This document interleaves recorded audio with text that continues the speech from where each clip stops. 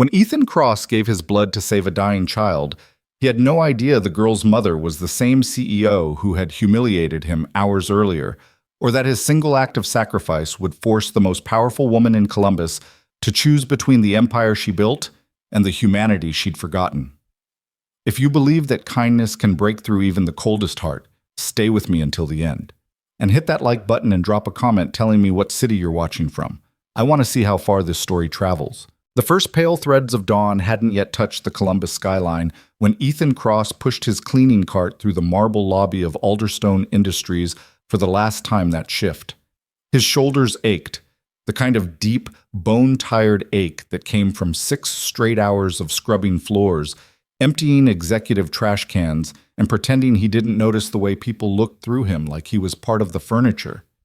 He'd learned that invisibility was its own kind of armor in places like this, where the difference between the 20th floor and the basement wasn't just altitude, but an entire universe of assumed worth. Ethan didn't mind the work itself.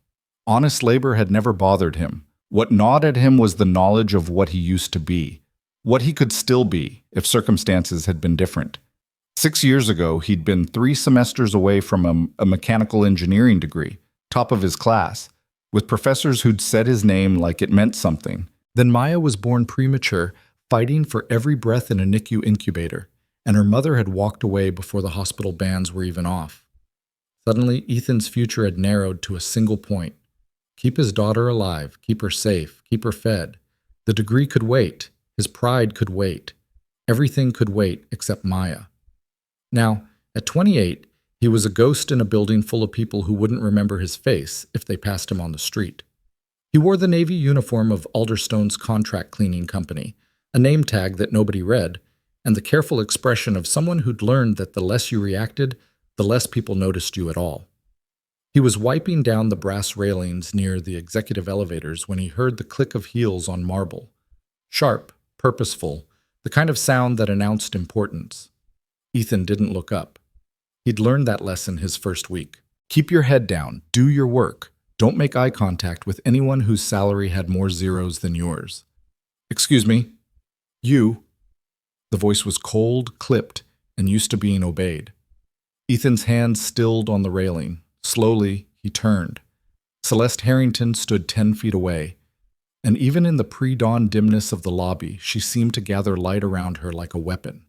She was younger than he'd expected, maybe 35, with dark hair pulled back so severely it looked painful, and a charcoal suit that probably cost more than Ethan made in 3 months. Her face was striking in the way of marble statues, beautiful, bloodless, and absolutely without mercy. In the 18 months Ethan had worked at Alderstone, he'd seen the CEO exactly twice, both times from a distance. Up close, she was even more formidable. Yes, ma'am? Ethan kept his voice neutral, professional, respectful in the way that people in power expected from people without it.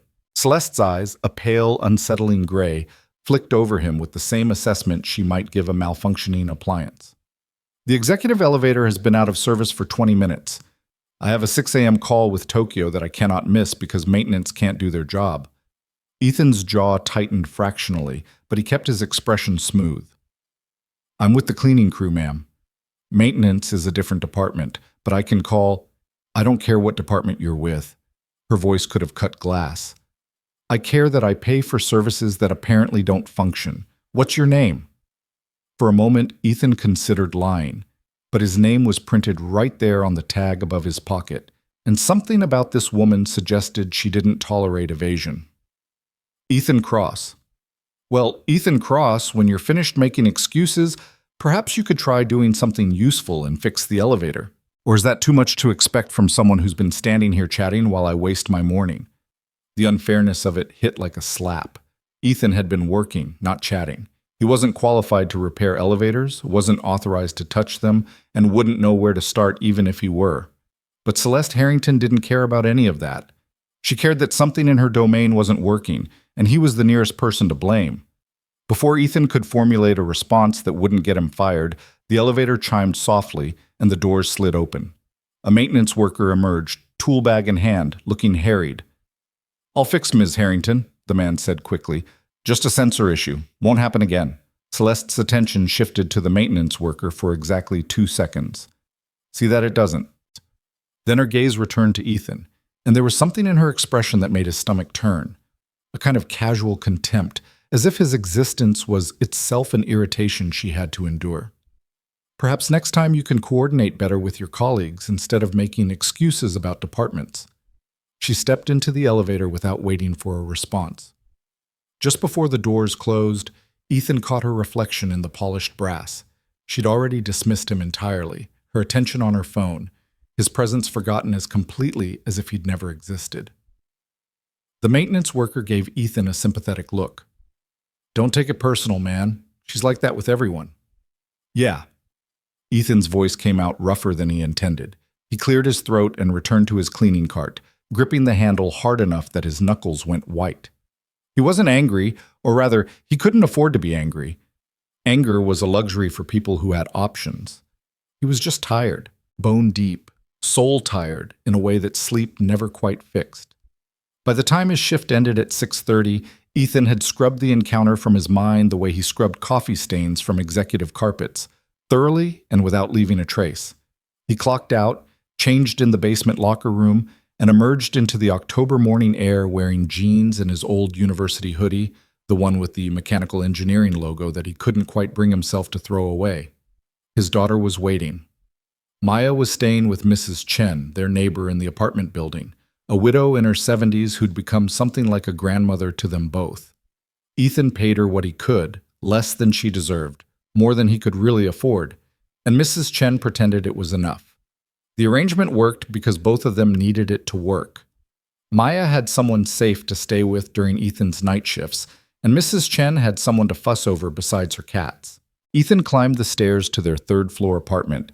The elevator had been broken for 6 weeks, and knocked softly on Mrs. Chen's door. She opened it with a finger pressed to her lips. She just fell back asleep half an hour ago, Mrs. Chen whispered. Woke up at 4 asking for you. Guilt twisted in Ethan's chest. I'm sorry, I should have... Stop. Mrs. Chen's voice was gentle but firm, the same tone she probably used on her own children decades ago. You're doing your best. That child knows she's loved. That's what matters. Ethan nodded, not trusting his voice. Mrs. Chen stepped aside, and he moved quietly into her apartment. Maya was curled up on the sofa under Mrs. Chen's knitted afghan, her dark curls spread across the pillow. She looked impossibly small, impossibly fragile. The scar from her heart surgery 3 years ago was hidden beneath her pajama top, but Ethan never forgot it was there. He never forgot how close he'd come to losing her, or how much the medical bills still weighed on him like stones. He gathered Maya carefully into his arms. She stirred, her eyes fluttering open. Daddy? Her voice was sleep-soft and confused. Hey, baby girl, I'm here. Let's go home. Maya wrapped her arms around his neck and buried her face against his shoulder. She smelled like Mrs. Chen's lavender soap in childhood, and Ethan felt something in his chest loosen slightly. This was why he endured the humiliation, the exhaustion, the constant financial knife edge. This right here, this weight in his arms that was the entire world. Their apartment was small, a one-bedroom that Ethan had tried to make cheerful with thrift store furniture and Maya's artwork taped to every wall. He settled Maya into her bed. He took the pull-out couch in the living room and tucked the blankets around her. She was already drifting back to sleep, but her hand caught his. Daddy, we have the doctor today. I know, sweetheart, this afternoon, just a checkup. Will Dr. Morrison let me pick a sticker again? I bet she'll let you pick too. Maya smiled, satisfied, and released his hand. Within moments, her breathing had evened out into the deep rhythm of childhood sleep. Ethan stood there for a long moment, watching her. Then he moved to the kitchen and made himself instant coffee, the cheap kind that tasted like regret but contained caffeine, and sat at their small table with the stack of bills he'd been avoiding. Rent was due in 5 days. The hospital sent monthly payment reminders for Maya's ongoing cardiology appointments, each one a negotiated payment plan that felt like it would last until she was old enough to have children of her own. His own health insurance, the bare-bones catastrophic plan, had a deductible so high it might as well not exist. He did the math. He always did the math, even though the numbers never changed. If he picked up weekend shifts at the warehouse across town, if he skipped meals a few days a week, if he let the internet bills slide another month, if he walked to work instead of taking the bus, if he wore his shoes until they literally fell apart, maybe they'd be okay. His phone buzzed, a reminder for Maya's appointment at 2 p.m. at St. Vincent's Hospital. Ethan rubbed his eyes. He'd get maybe 3 hours of sleep before he needed to wake up and get Maya ready. 3 hours to rest a body that felt decades older than 28. Worth it. Always worth it. The pediatric cardiology wing of St. Vincent's Hospital had tried to be cheerful. There were murals of cartoon animals on the walls, a play area with worn toys, and chairs in primary colors that were supposed to make anxious parents feel less like they were waiting for bad news. It never quite worked. Every parent in that waiting room knew exactly what they were waiting for: confirmation that their child's broken heart was still holding together, still fighting, still here. Ethan sat in one of those bright chairs with Maya on his lap, her head tucked under his chin. She'd been brave during the checkup, hadn't cried when Dr. Morrison listened to her heart, hadn't complained during the EKG. Now, waiting for the results, she was finally letting herself be small again. "The fish one," Maya said, pointing at the aquarium mural. "That's my favorite." "Yeah? What about the giraffe?" "Giraffes are okay, but fish are better because they can swim anywhere they want." Ethan kissed the top of her head. "That's pretty good logic." Dr. Morrison emerged from the back offices, and Ethan's heart rate kicked up the way it always did. But the cardiologist was smiling, and Ethan felt his shoulders drop half an inch. "Everything looks good," Dr. Morrison said, crouching down to Maya's level. "Your heart is working exactly like it should. You're being very good about taking your medicine, aren't you?" Maya nodded seriously. "Daddy makes me take it every morning with breakfast, even when it tastes yucky." "That's what dads are for, making sure you take yucky medicine and letting you pick stickers." Dr. Morrison produced a sheet of holographic stickers. "Go ahead, two, like we talked about." While Maya deliberated with the gravity of a Supreme Court justice, Dr. Morrison straightened and lowered her voice. "Her numbers really are excellent, Mr. Cross. Whatever you're doing, keep doing it." "Thank you." Ethan's voice was rough. "When do we need to come back?" 6 months. Sooner if you notice any changes, shortness of breath, fatigue, anything unusual. But I expect smooth sailing. 6 months. Ethan did the math automatically. 6 more months of payment plans, 6 more months of warehouse shifts, 6 more months of holding his breath.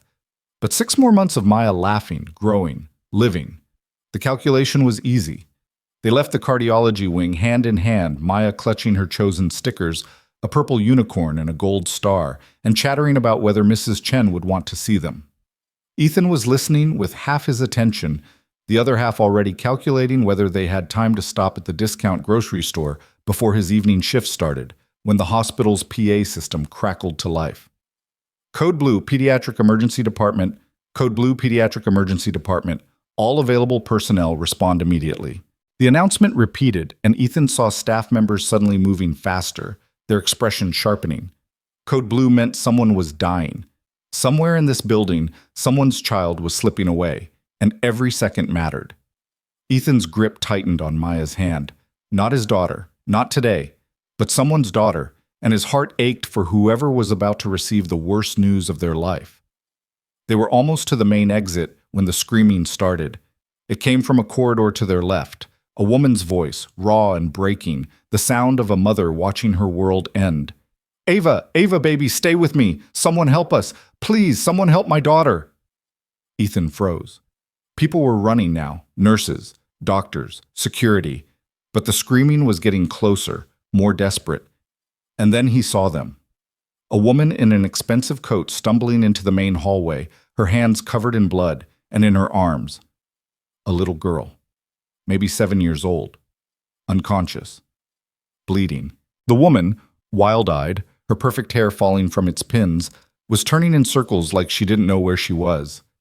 She just collapsed. She was fine, and then please, someone, a nurse reached her first.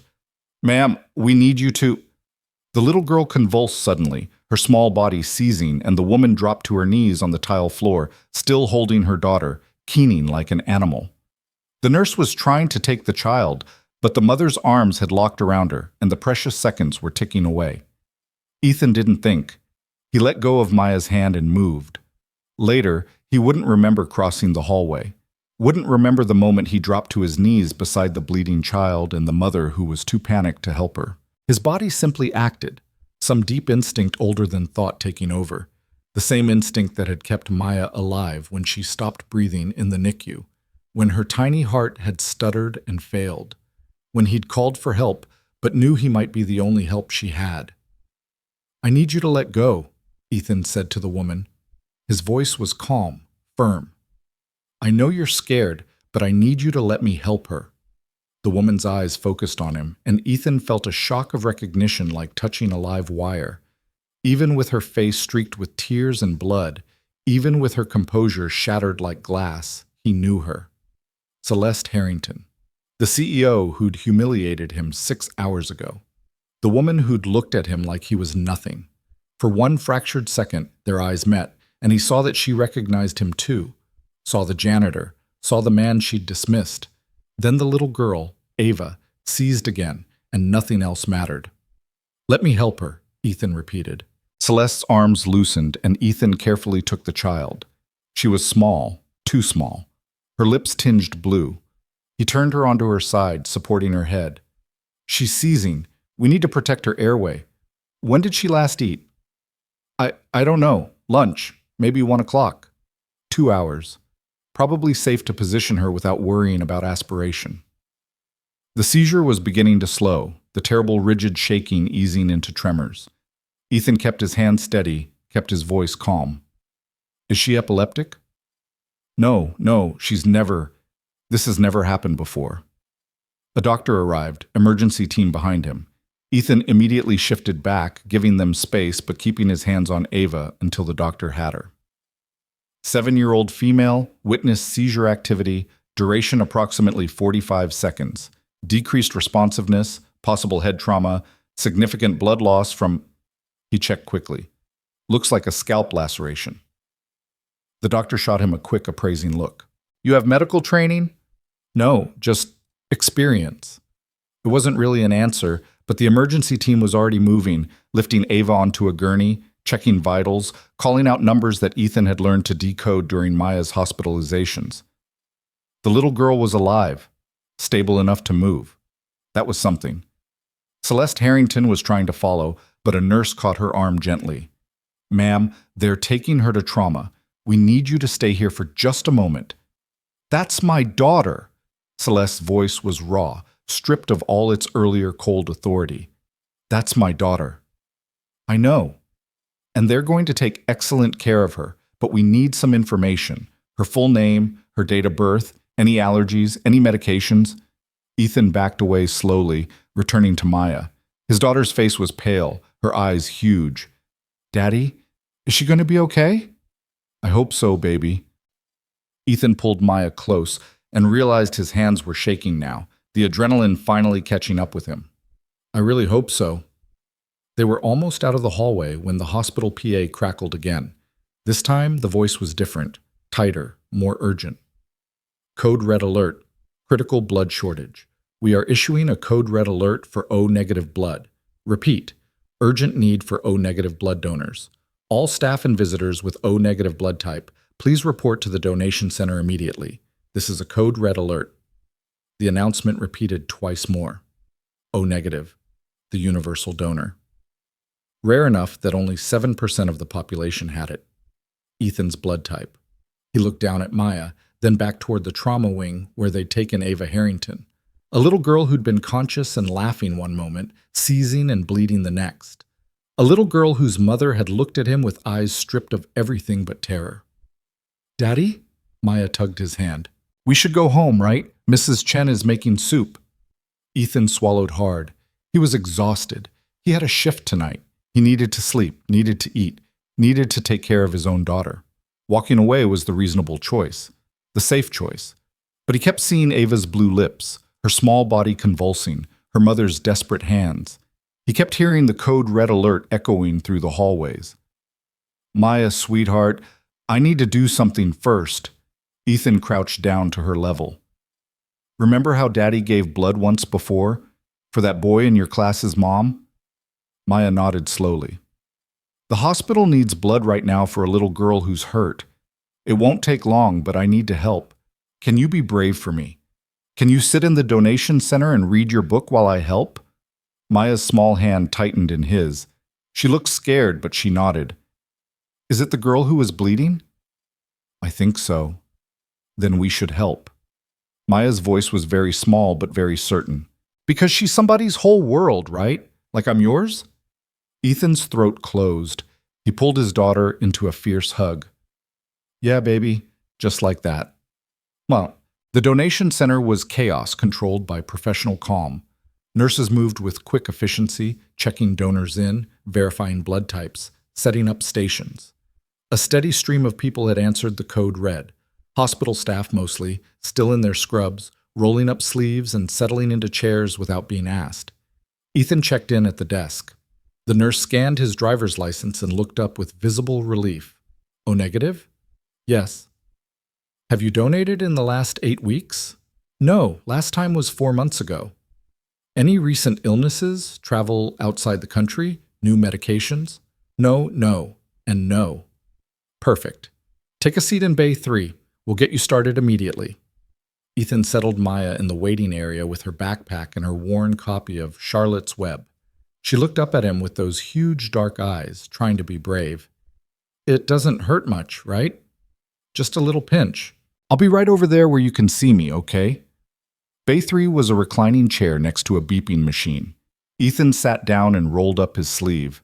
The nurse, her name tag said Jenny, tied off his arm and swabbed the inside of his elbow with cold antiseptic.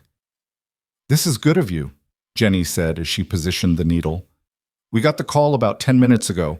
Little girl in emergency surgery lost a lot of blood. Every unit we can get matters.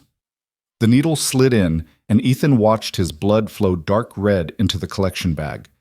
It was strange, visceral, seeing something so essential leaving his body, but also powerful in a way he couldn't quite name. This part of him, this literal piece of his life, might keep someone else alive.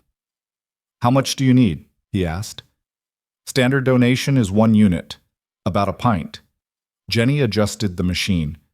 Shouldn't take more than 10 minutes. What if you need more than that? Jenny looked at him carefully. We can do a double donation, but that takes longer and it's harder on the donor. You'd need to meet certain weight and health requirements. I weigh 185. I'm healthy. If you need more, take more. Mr. Cross, that's generous, but how much does a child need for emergency surgery? Jenny hesitated. Depends on the injury and their size. Could be 2 units, could be 4. We're getting donations from multiple people, so do you have enough O negative right now? Right this second? The pause was answer enough. Then take 2 units, Ethan said. I can handle it. Jenny studied him for a long moment. Then she nodded. Okay, but you're staying here for monitoring afterwards, and you're drinking juice and eating something before you leave. Doctor's orders. Deal. The machine hummed. His blood flowed. Across the waiting area, Maya was reading, her lips moving slightly with the words. Other donors cycled through, giving their pint, getting their juice and cookie, heading back to their lives. But Ethan stayed, his arm extended, as the first unit finished and Jenny adjusted the machine for the second. You're doing great, she said. How do you feel? Fine. It was mostly true. A little lightheaded maybe, a little cold, but fine.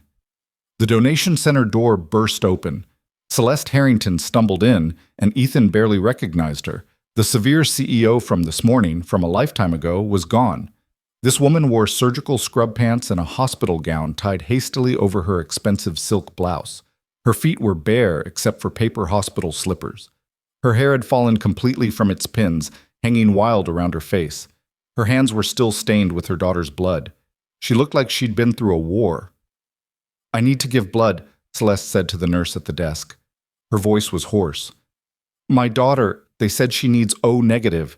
I need to give blood. The desk nurse checked her computer quickly. Ma'am, what's your blood type? A positive, but they said she needs more O negative, and I'm her mother. I need to... I'm sorry, the nurse said gently. A positive blood can't be used for an O-negative recipient. The antibodies would cause rejection, but we have donors here right now, and I don't care about antibodies, Celeste's voice cracked. That's my daughter up there, bleeding out on an operating table, and you're telling me I can't help her? I can't do anything? Ma'am, I understand this is— You don't understand, you don't— Celeste's knees seemed to buckle. She caught herself on the desk, her shoulders heaving. Please, there has to be something, anything. The desk nurse came around and took Celeste's arm, supporting her weight. Your daughter is getting the blood she needs. We have multiple O-negative donors responding to the code red right now. But you need to take care of yourself, okay? The surgical team will update you as soon as— I need to see her. Celeste was crying now, open and ugly and desperate. I need to be with her. They won't let you in the OR, you know that, but there's a family waiting area on the surgical floor where I can't just sit there. Celeste pulled away, and her wild eyes swept the donation center, looking for something, anything, some way to feel less helpless. Her gaze landed on the donors in their chairs, on the bags of blood being collected and labeled, and locked onto Ethan. Their eyes met for the second time that day. This time, there was no contempt in her face, no cold assessment, just raw recognition. The janitor she'd dismissed this morning, the man who'd caught her daughter in the hallway, now lying in a donation chair, his blood flowing into a collection bag that might already be tagged for emergency surgery. For Ava, Celeste's face did something complicated. Shock, shame, gratitude, horror, all flickering across her features too quickly to name. She took one stumbling step toward him, then seemed to realize she was barefoot in a public space, covered in blood, falling apart in front of a man she'd treated like furniture. You— Her voice broke. You're giving blood, Ethan said quietly. That's all. Jenny had paused the collection, sensing the sudden tension in the room. Ma'am, do you know this donor? Celeste couldn't seem to form words. She just stood there, swaying slightly, staring at Ethan with an expression he couldn't read. We met this morning, Ethan said, which was technically true. I hope your daughter is okay, Ms. Harrington. The use of her name seemed to snap something in Celeste. She pressed a hand to her mouth, and for a moment Ethan thought she might throw up or faint. Then she turned and fled, her paper slippers slapping against the tile as she ran back toward the surgical wing. Jenny let out a slow breath. Well, that was intense. Yeah. Ethan looked at the blood bag, now more than halfway full with the second unit. Can we finish this? You sure you're okay? You looked pale there for a second. I'm fine, just finish it. The machine hummed back to life. Maya had looked up from her book, her face worried, but Ethan gave her a thumbs up and she slowly returned to reading. The other donors in the room were pretending they hadn't just witnessed whatever that was. The desk nurse was typing rapidly, probably documenting the incident.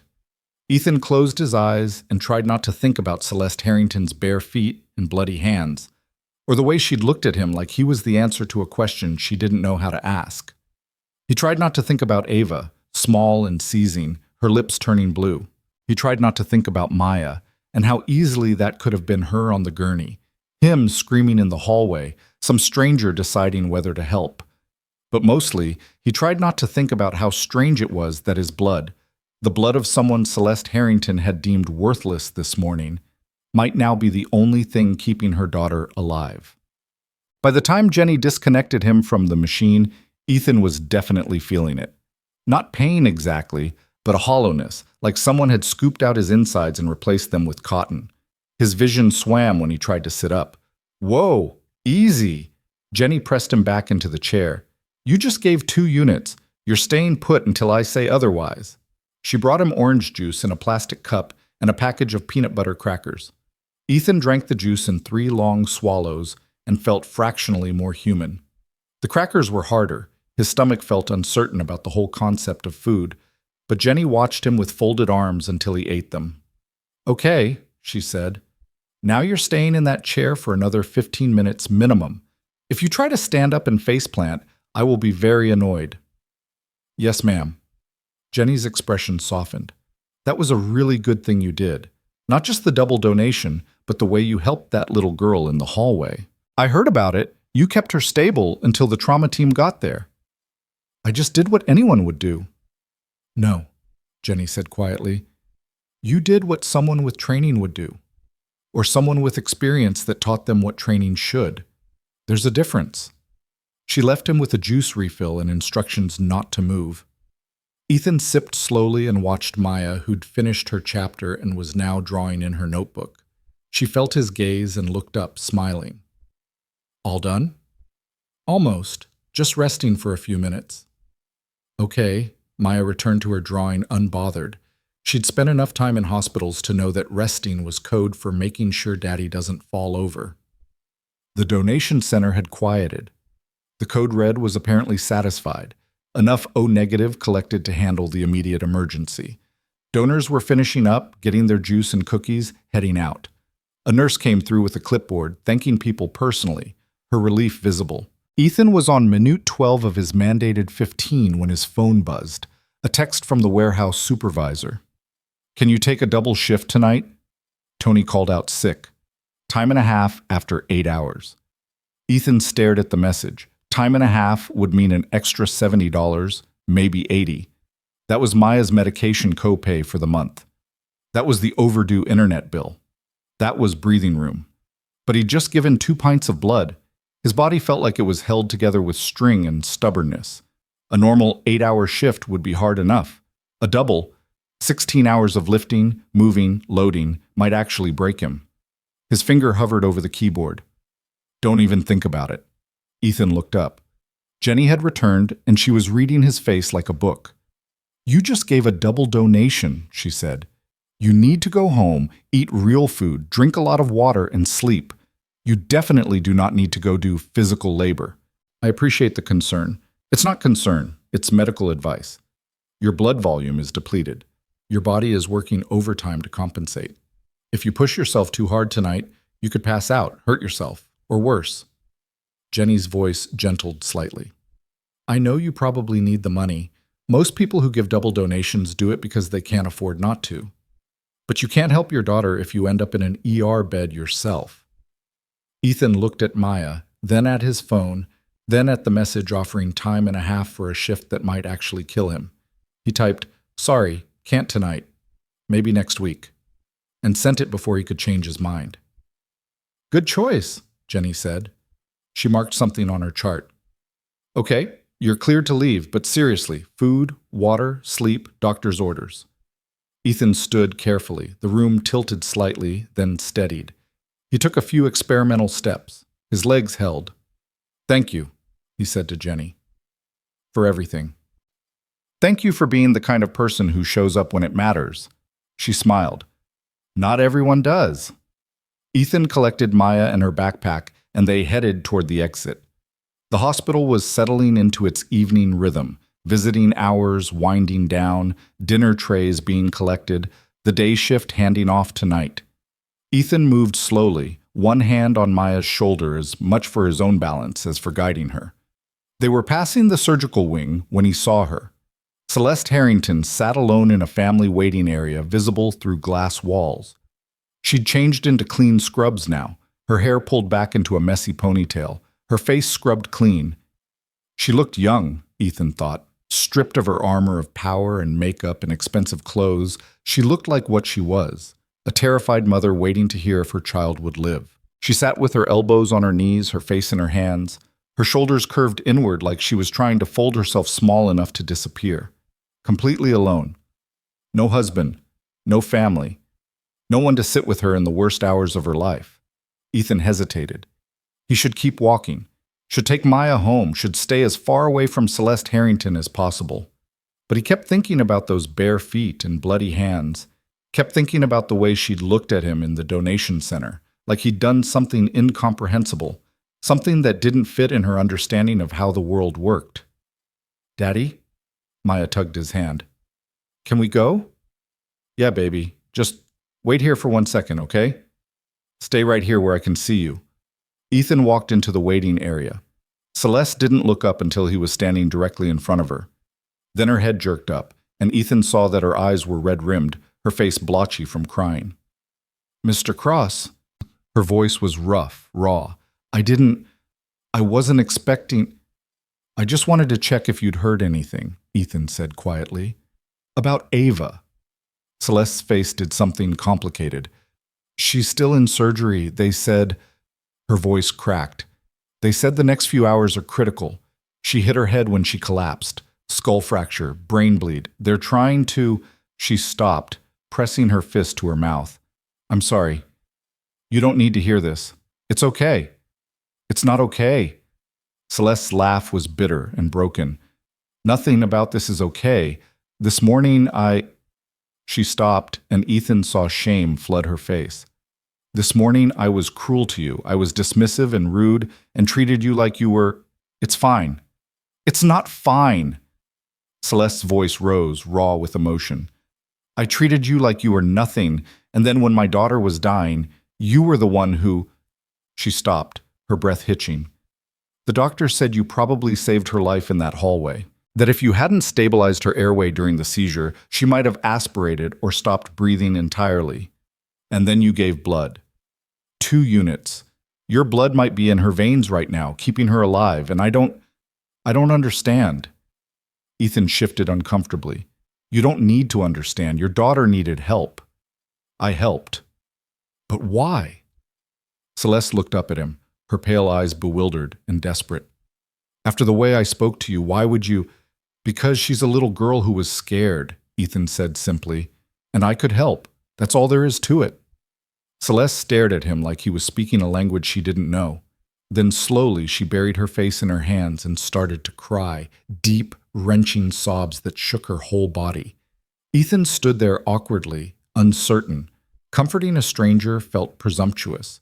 Comforting his own boss, however indirectly, felt impossible. But walking away while she fell apart felt worse.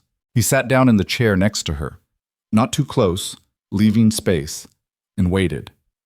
Eventually, Celeste's sobs quieted to ragged breathing. She wiped her face with her hands, then laughed bitterly.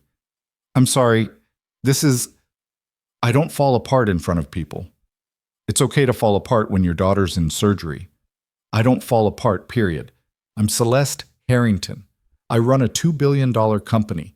I make decisions that affect thousands of people's lives. Her voice broke again. I don't know what to do when none of that matters. When I can't fix it or control it or throw money at it. I've never felt so helpless in my life.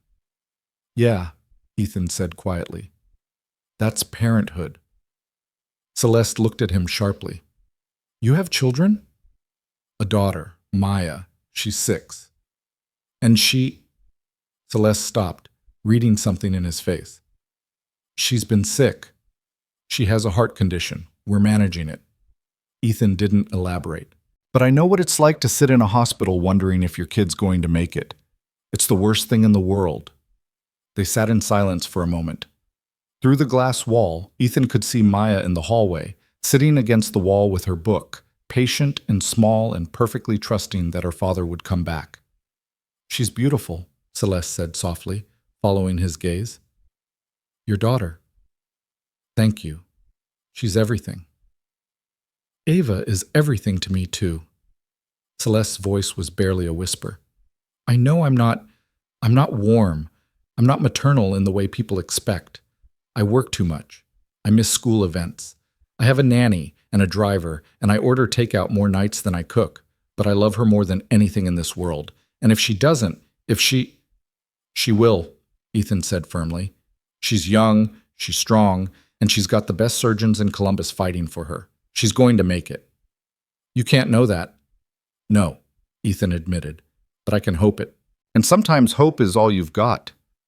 Celeste looked at him for a long moment, then very quietly. Thank you for helping her, for giving blood, for... She gestured helplessly. For being kind when I wasn't. I don't know how to repay... You don't, Ethan said. You don't repay someone for helping your kid. You just take care of her and be grateful she's alive. He stood up, his body protesting the movement. The donation was catching up with him, exhaustion settling into his bones like lead. I hope you get good news soon, Ms. Harrington. I really do. Celeste, she said, you gave blood to save my daughter. I think you can call me Celeste. Then I hope you get good news, Celeste. He walked back to Maya, took her hand and headed for the exit. Behind him, Celeste Harrington sat alone in the waiting room, looking smaller and more human than he'd thought possible. In the parking lot, Maya looked up at him. Is the girl going to be okay? I hope so, baby. Her mom looked really sad. Yeah, she's scared. That's what happens when someone you love is hurt. Maya was quiet for a moment, processing. Then, Daddy, you look really tired. I am really tired. Can we get dinner from the place with the good soup, the one Mrs. Chen likes? Yeah. Ethan's wallet was lighter than it should be, but tonight he needed soup more than he needed financial responsibility. Yeah, we can do that. They walked to the bus stop together hand in hand as the October sun sank lower and the streetlights flickered on. Somewhere behind them, Celeste Harrington waited for news about her daughter. Somewhere in the hospital, Ethan's blood flowed through tubes and machines, keeping a little girl alive. But here, now, Maya was chattering about her book, and the bus was coming, and Ethan was so tired he could barely stand, but his daughter was safe, and that was enough. That was always enough. They got home just after 7. The soup place had been busy, always was on weekday evenings, but Maya had been patient while they waited, entertaining herself by counting tiles on the floor and making up stories about the other customers. Now she sat at their small kitchen table, carefully spooning chicken noodle soup into her mouth, her legs swinging underneath the chair. Ethan had managed 3 bites of his own soup before his stomach declared victory, and he'd switched to crackers. The donation was hitting harder now. His hands felt cold, his head light, his body screaming for sleep. But he watched Maya eat and felt something like contentment settle over him despite the exhaustion. All done, Maya announced, pushing her empty bowl away with satisfaction. Good job, baby. Bath time? Can I take my mermaid toys? Sure. While Maya splashed in the tub, their bathroom was barely big enough for the tub and toilet, but Maya made it work. Ethan sat on the closed toilet lid and tried not to fall asleep. She was telling an elaborate story about a mermaid princess who could talk to whales, her voice echoing off the tile, utterly unconcerned that her audience was half-conscious. By 8:30, Maya was clean, pajama-clad, and tucked into bed. Ethan read to her. Their current chapter book was Matilda, until her eyes grew heavy and her breathing evened out. He kissed her forehead, turned off the light, and stumbled to the living room. His phone was buzzing. 3 missed calls from the warehouse supervisor. Ethan stared at them, guilt mixing with exhaustion. He should call back, should explain that he'd given blood, that he physically couldn't do a double shift tonight. But the thought of having that conversation, of defending his decision to help a dying child instead of making time and a half, was more than he could handle. He texted instead, "Sorry, had a medical thing. We'll pick up extra shifts next week to make up for it."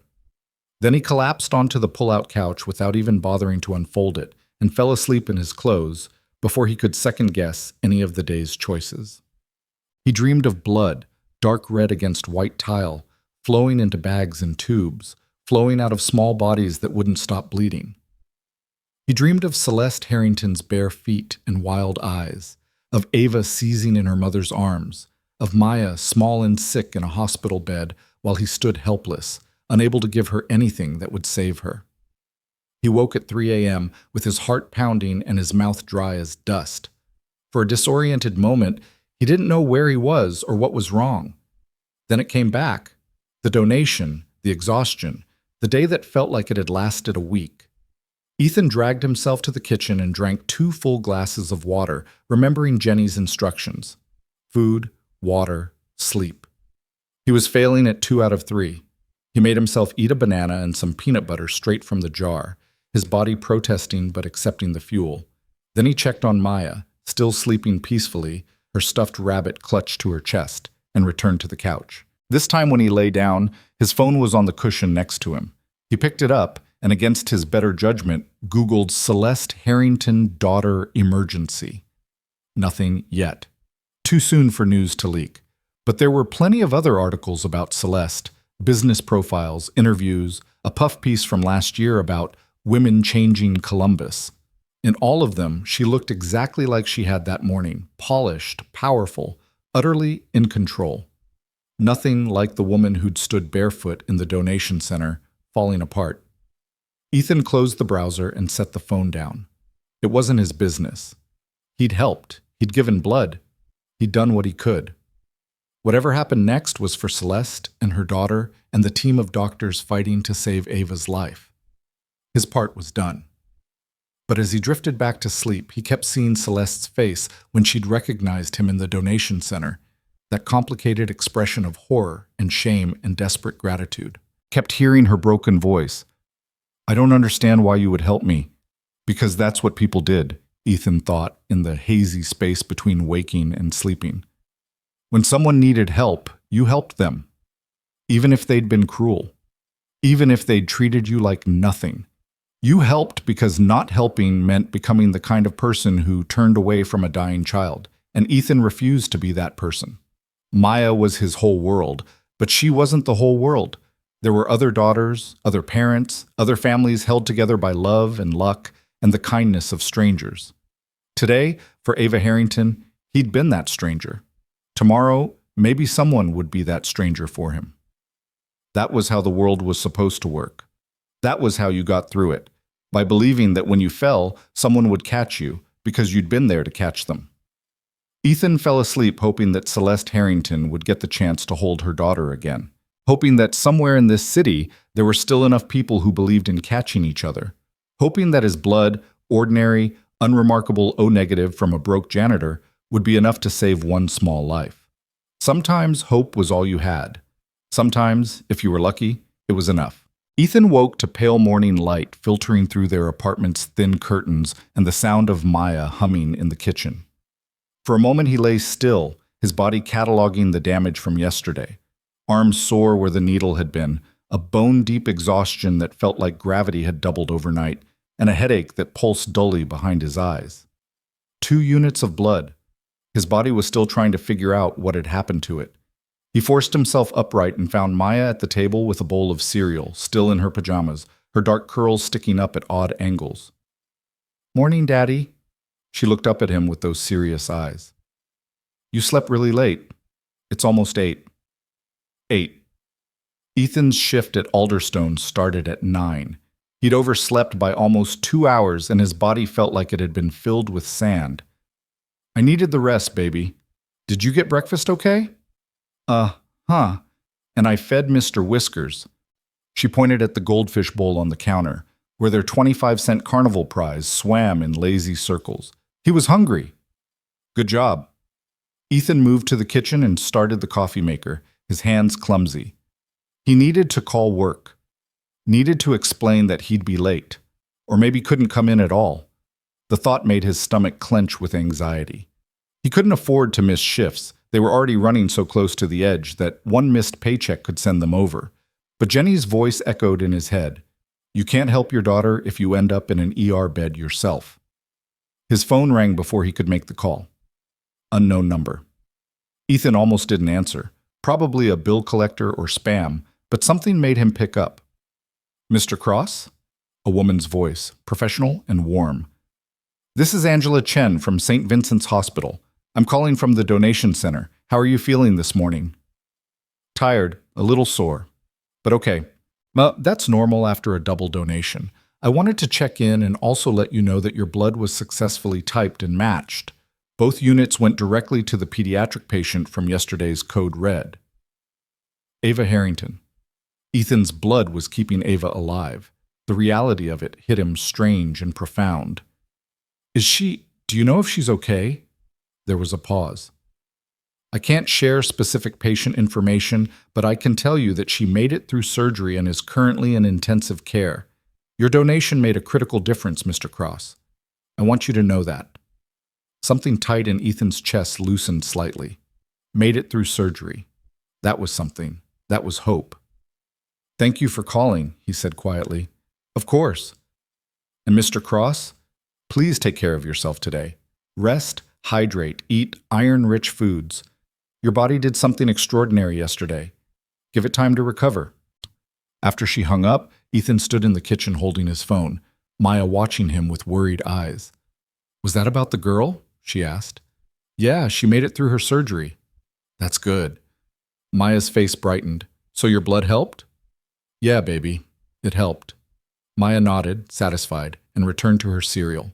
For her, the world was still simple enough that problems had solutions and good actions led to good outcomes. Ethan envied that certainty even as he tried to preserve it for her as long as possible.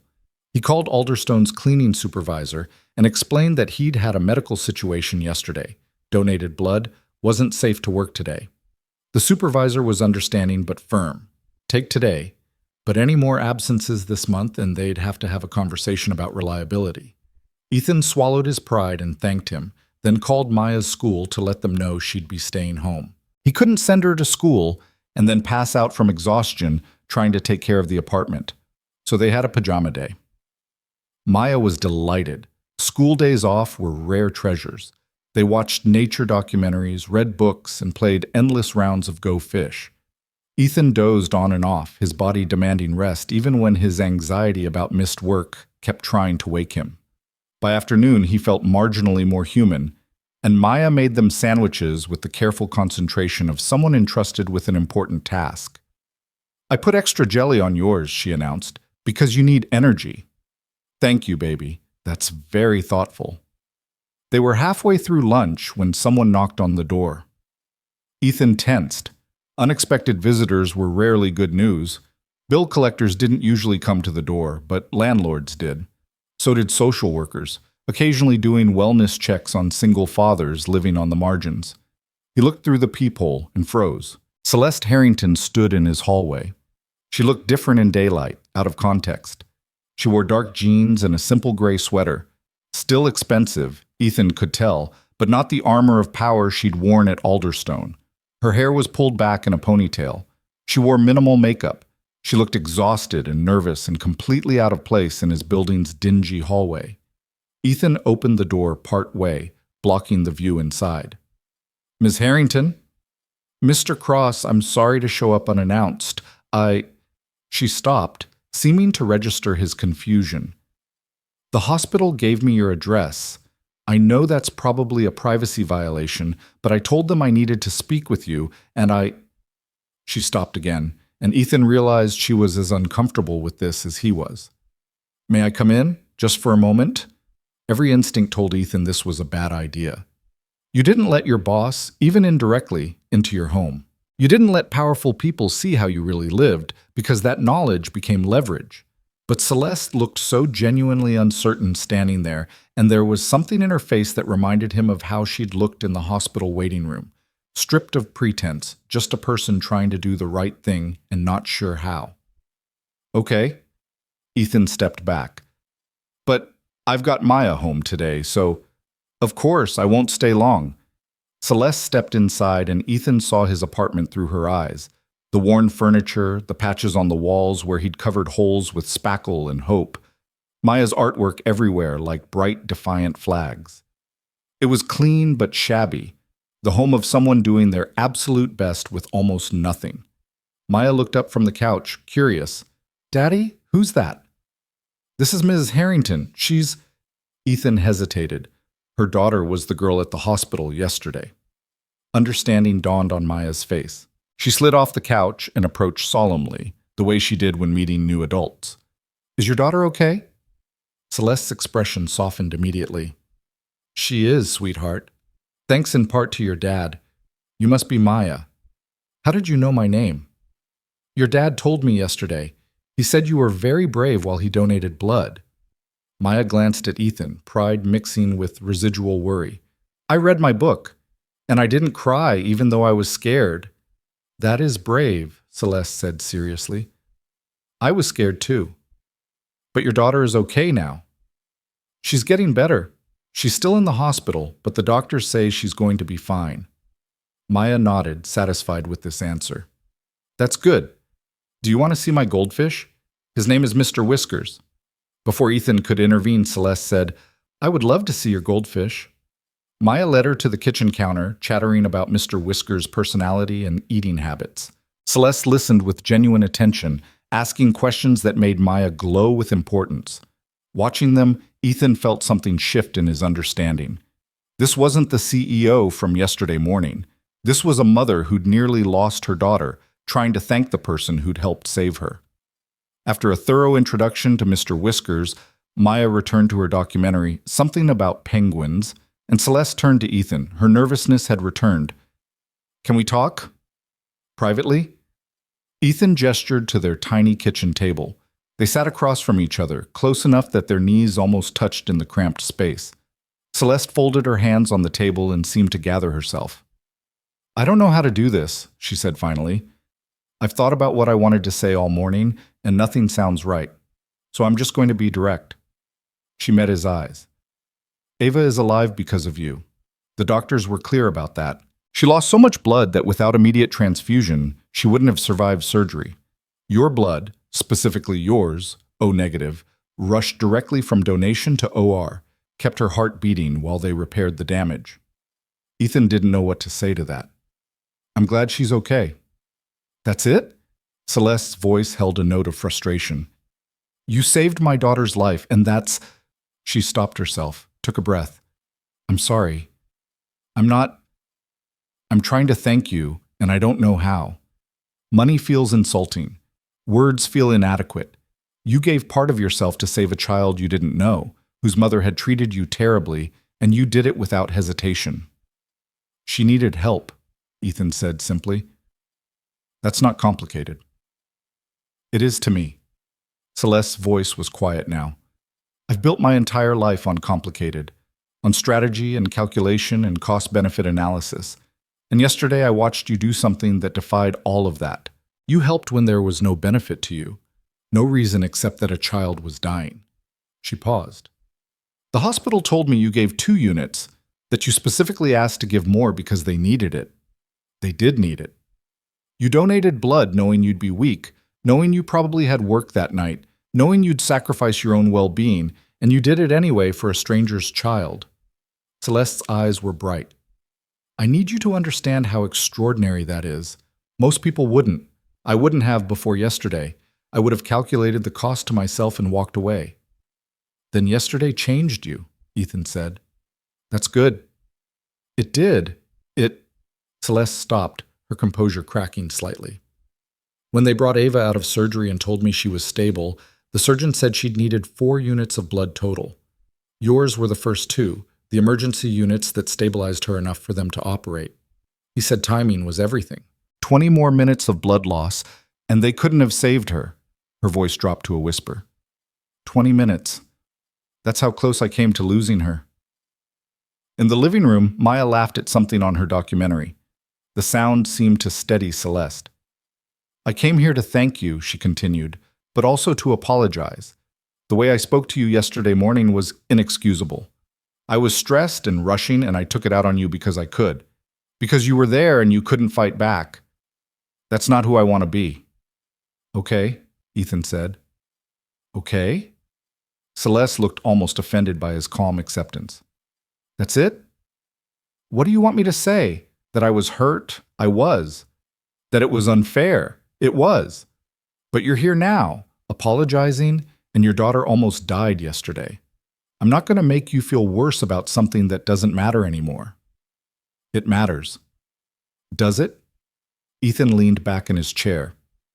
"Yesterday morning, you were one person. Yesterday afternoon, you became someone different, because the worst thing that could happen almost happened. People aren't defined by their worst moment. They're defined by what they do after." Celeste stared at him for a long moment. "You're not what I expected." "What did you expect?" "I don't know. Anger, maybe. Demands, a speech about how I represent everything wrong with corporate America." She shook her head. "Not this. Not Grace. I'm too tired for anger," Ethan said honestly, "and too busy trying to take care of my own kid to waste energy on grudges." He paused. "How is Ava? Really?" Celeste's face transformed, fear and relief and desperate love all tangled together. "She's in pediatric ICU, stable but critical. The skull fracture required surgery to relieve pressure on her brain, and there was internal bleeding they had to repair. But her brain scans this morning showed normal activity. No permanent damage, they think. She woke up around dawn, asked for water, and recognized me." Her voice broke slightly. "They say she'll make a full recovery." "That's good. That's really good." "Yes." Celeste wiped her eyes quickly. "She has weeks of recovery ahead, but she'll live. She'll be okay. And I owe that to you." "You don't owe me anything." "I disagree." Celeste's voice firmed, and I want to do something for you. Please, let me help somehow. Help with what? I don't know. Whatever you need. Medical bills, Maya's treatment, rent, groceries? No. Ethan's response was immediate and firm. No charity. It's not charity, it's charity. Ethan kept his voice gentle but unyielding. And I appreciate the offer, I do. But I take care of my daughter on my own. That's important to me. Celeste looked frustrated. Why? Why would you refuse help when you clearly need it? Because accepting help from you changes the story, Ethan said. Right now, what happened yesterday was simple. Your daughter needed help. I could help. I did. No debt, no obligation. If you start paying my bills, it becomes a transaction. You saved your daughter by buying mine, and that's not... He stopped, searching for words. That's not what happened. I didn't help Ava, so you'd owe me. I helped because she was a scared kid who needed it. The purity of that matters to me. The purity, Celeste repeated, and something in her expression shifted. Not offense, but something like wonder. You actually mean that? Yeah. They sat in silence for a moment. From the living room came the narrator's voice discussing penguin mating habits, and Maya's delighted response. They're dancing. Your daughter is lovely, Celeste said softly. You're doing a good job with her. Thank you. How long have you been on your own, raising her? Since she was born. Her mother left when Maya was 3 days old. Ethan saw Celeste's shock and continued before she could respond with pity. It's okay. We're okay. It's been hard, but we manage. And her heart condition? Congenital defect. She had surgery when she was 3 to repair it. Now it's just monitoring and medication. As long as we stay on top of it, she should be fine. Ethan didn't mention the cost, the constant anxiety, the way every cardiology appointment made his stomach churn. She's a fighter. Like her father. Ethan shrugged. I do what I have to do. No, Celeste said firmly. You do more than that. You work a job that doesn't appreciate you. You raise a daughter alone. You maintain her medical care, and yesterday you gave blood until you were weak to save a stranger's child. That's not just survival, that's... She stopped, searching for the word. That's heroic. It's just being a decent person. If that's true, then we need more decent people in the world. Celeste leaned forward. Please, if you won't let me help you financially, at least let me do something. There has to be something you need. Ethan thought about it. His first instinct was still refusal. He didn't want to be beholden to Celeste Harrington or anyone else. But there was something genuine in her request, a need to balance some internal ledger, and maybe denying her that was its own kind of cruelty. There is one thing, he said slowly, but it's not for me. What is it? I don't know if you're aware, but Alderstone doesn't offer benefits to contract workers. The cleaning staff, maintenance, food service, we're all employed through third-party companies. No health insurance, no paid sick leave, no parental leave. Ethan met her eyes. I'm managing because I only have one kid and I'm healthy. But I work with people who aren't as lucky. Single parents with multiple kids, older workers with chronic conditions. They're one emergency away from losing everything. Celeste's expression had gone very still. You're asking me to change company policy. I'm asking you to consider whether the people who keep your building running deserve basic protections. But yeah, that probably means changing policy. Ethan paused. You said you don't want to be the person who treats people like tools. Here's your chance to mean it. For a moment, he thought he'd overstepped. Celeste's face was unreadable, her CEO mask sliding back into place. Then she nodded slowly. You're right. I don't know why I never thought about it before. Or maybe I did and it was easier not to act on it. She pulled out her phone and made a note. I'll set up a meeting with HR and our contracting companies next week. I can't promise immediate changes, but I can promise I'll push for them. That's all I'm asking. It's more than I would have done without you asking. Celeste put her phone away. Is that really all you want? Policy changes that might take months? If you actually follow through, it'll change lives, including mine eventually. Ethan smiled slightly. That's worth more than paying my rent for a few months. Celeste studied him with an expression Ethan couldn't quite read. You're very good at making me feel small and inspired at the same time. That wasn't my intention. I know, that's what makes it effective. She stood. I should go. I want to get back to the hospital before Ava wakes from her nap. At the doorway, she paused. Thank you, Mr. Cross, for everything. Ethan, if we're past you being Ms. Harrington, I should be Ethan. Ethan, then. She smiled, a real smile, tired and grateful. And I'm Celeste. After she left, Maya appeared at Ethan's elbow. I like her. She's nice. Yeah, she is. Is she really going to help people at your work? I hope so. Maya considered this. Good, because you work really hard and you should have insurance like Dr. Morrison talked about. Ethan pulled his daughter into a hug, overwhelmed by her small, fierce certainty about justice. You're pretty smart. You know that? I know. Maya hugged him back. Can we have mac and cheese for dinner? Absolutely. That night, after Maya was asleep and Ethan was lying on his pull-out couch feeling marginally more human, his phone buzzed with an email. The subject line read, From Celeste Harrington. He opened it.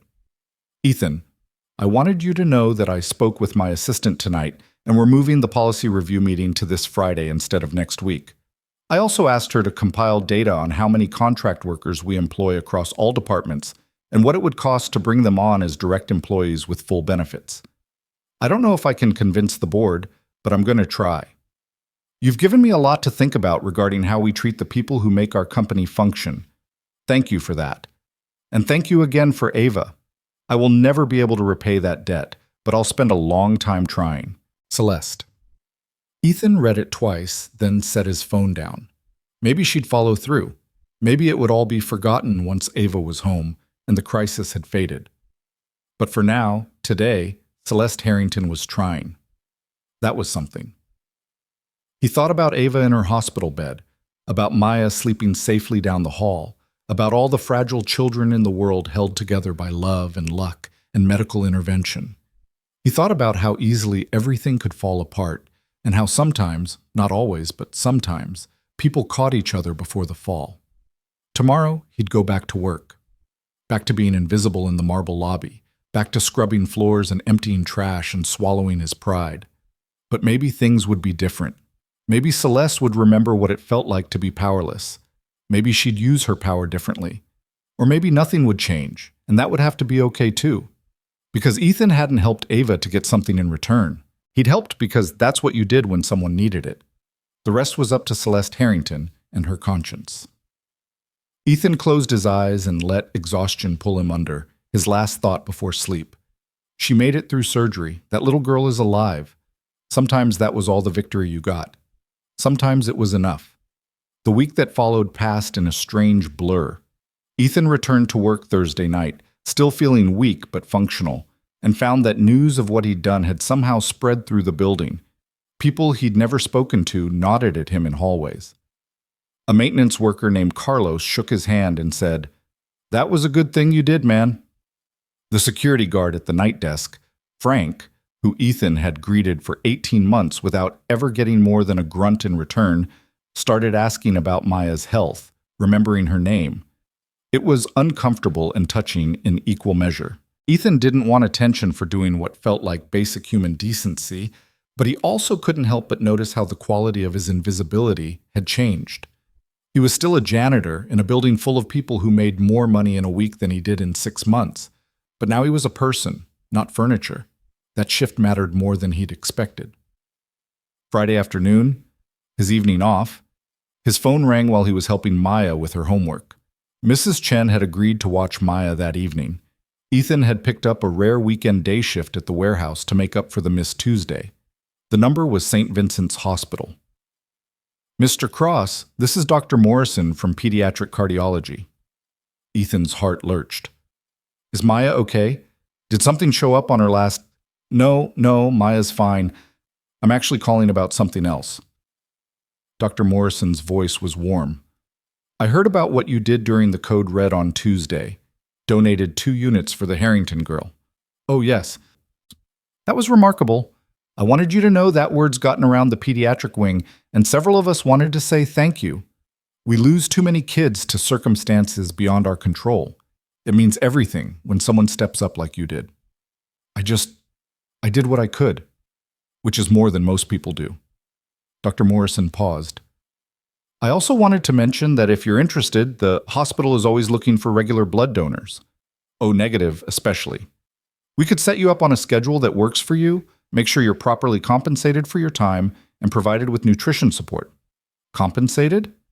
It's not much, $50 per standard donation, which you can do every 8 weeks.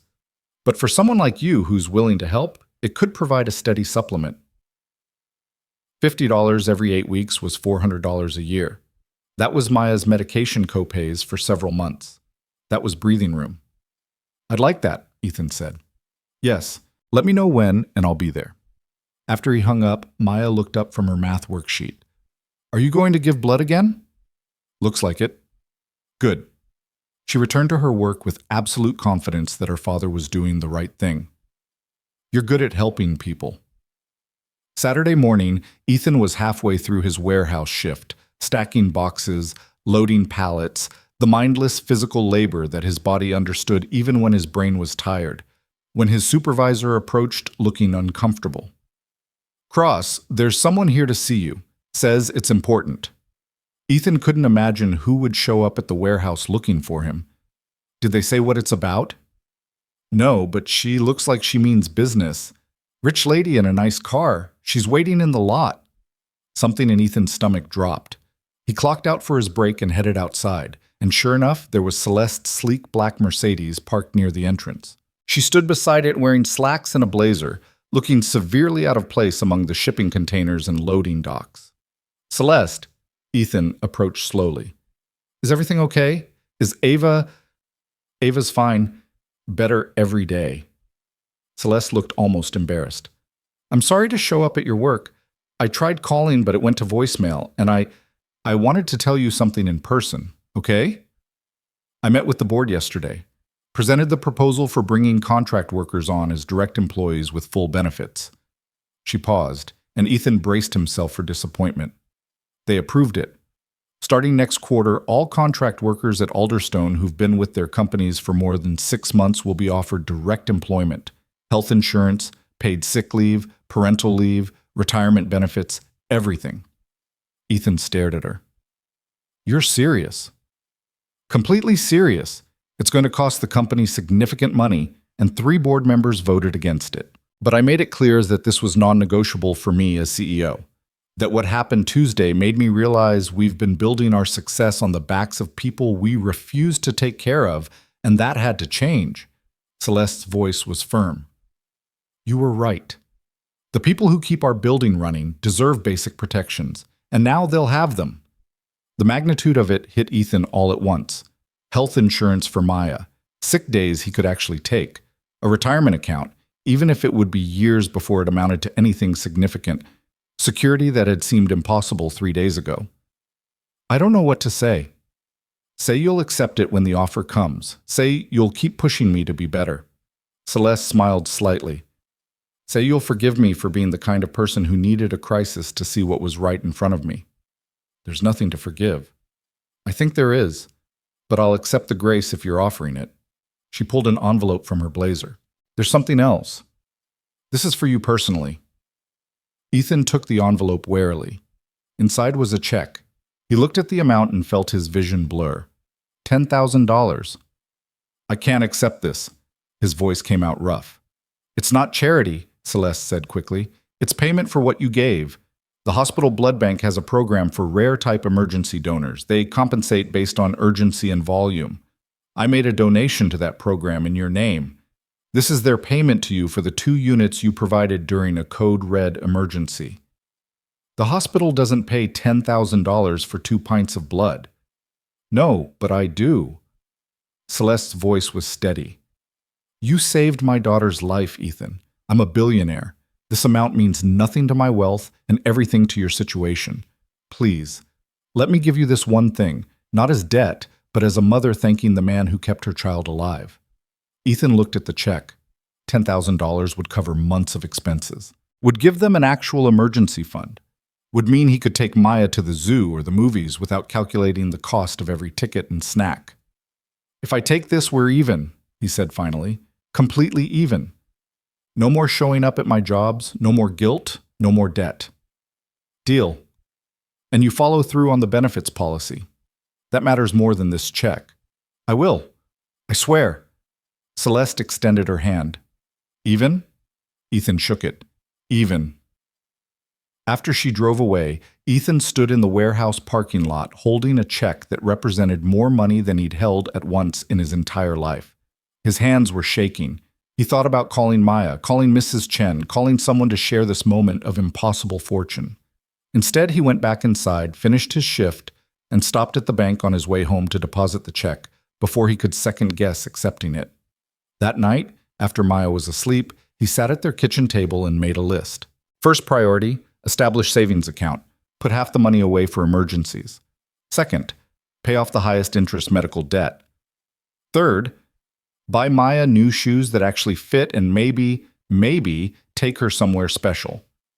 Fourth, let himself breathe for the first time in 6 years. The list sat in front of him, and Ethan felt something unfamiliar rise in his chest. Not happiness, exactly. Something quieter and deeper than that. Relief, maybe. Or hope. The sense that the impossible tightrope he'd been walking had finally gotten just slightly wider, just slightly easier to navigate.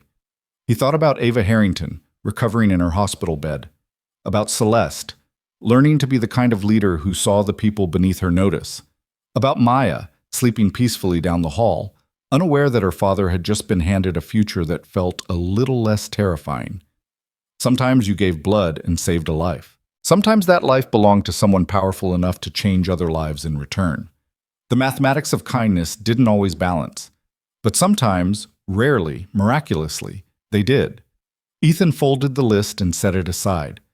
Tomorrow he'd start planning.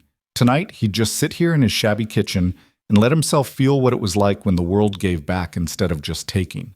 It felt like grace, like mercy, like maybe things could actually be okay. For tonight, that was enough. The following Tuesday, Ethan reported to Alderstone Industries for what he assumed would be another ordinary night shift. The check from Celeste had cleared. He'd verified it 3 times, half convinced the bank would call and tell him there'd been a mistake, and he'd already moved half into savings and paid off 2 of Maya's smaller medical bills. The relief of watching those balances drop to 0 had been so intense he'd actually had to sit down for a minute in the bank parking lot, overwhelmed by the simple absence of that particular weight. But he was still a janitor, still had floors to clean and trash to empty. The money changed his future, not his present, and he was grateful for the work even as his body reminded him it was still recovering from the blood donation. He felt stronger than last week, but not quite whole yet, a lingering tiredness that sat in his bones like old weather. He clocked in at the basement employee entrance and was immediately intercepted by his supervisor, Marcus, who looked uncomfortable in a way that made Ethan's stomach tighten. "Cross, they need you upstairs in HR before you start your shift." "HR? Why?" Ethan's mind raced through possibilities, none of them good. Had someone complained about his work? Had they found out about the warehouse job and decided it was a conflict? Was this about the media attention the blood donation was starting to generate? There'd been a small piece in the Columbus Dispatch about the Code Red that had mentioned him by name. "Didn't say. Just told me to send you up soon as you got here." Marcus shrugged apologetically. "Conference room C on the 15th floor. They're waiting for you." The 15th floor was executive territory. Ethan had cleaned those offices for 18 months, but had never been summoned there as anything other than invisible support staff. He took the elevator up, not the executive elevator where Celeste had berated him, but the regular one, and emerged into a hallway of polished wood and understated wealth. Conference room C had glass walls and a view of downtown Columbus glittering in the October darkness. Inside, 3 people waited at the long table. Ethan recognized Susan Park, Alderstone's head of HR, from company emails. The other 2 were strangers, a man in his 50s wearing an expensive suit, and a younger woman with a tablet and the efficient air of an executive assistant. "Mr. Cross, thank you for coming up." Susan stood and gestured to a chair. "Please, have a seat. This won't take long." Ethan sat, his janitor's uniform feeling like a costume in this room, designed for people who made decisions that moved millions of dollars. Is there a problem? Quite the opposite.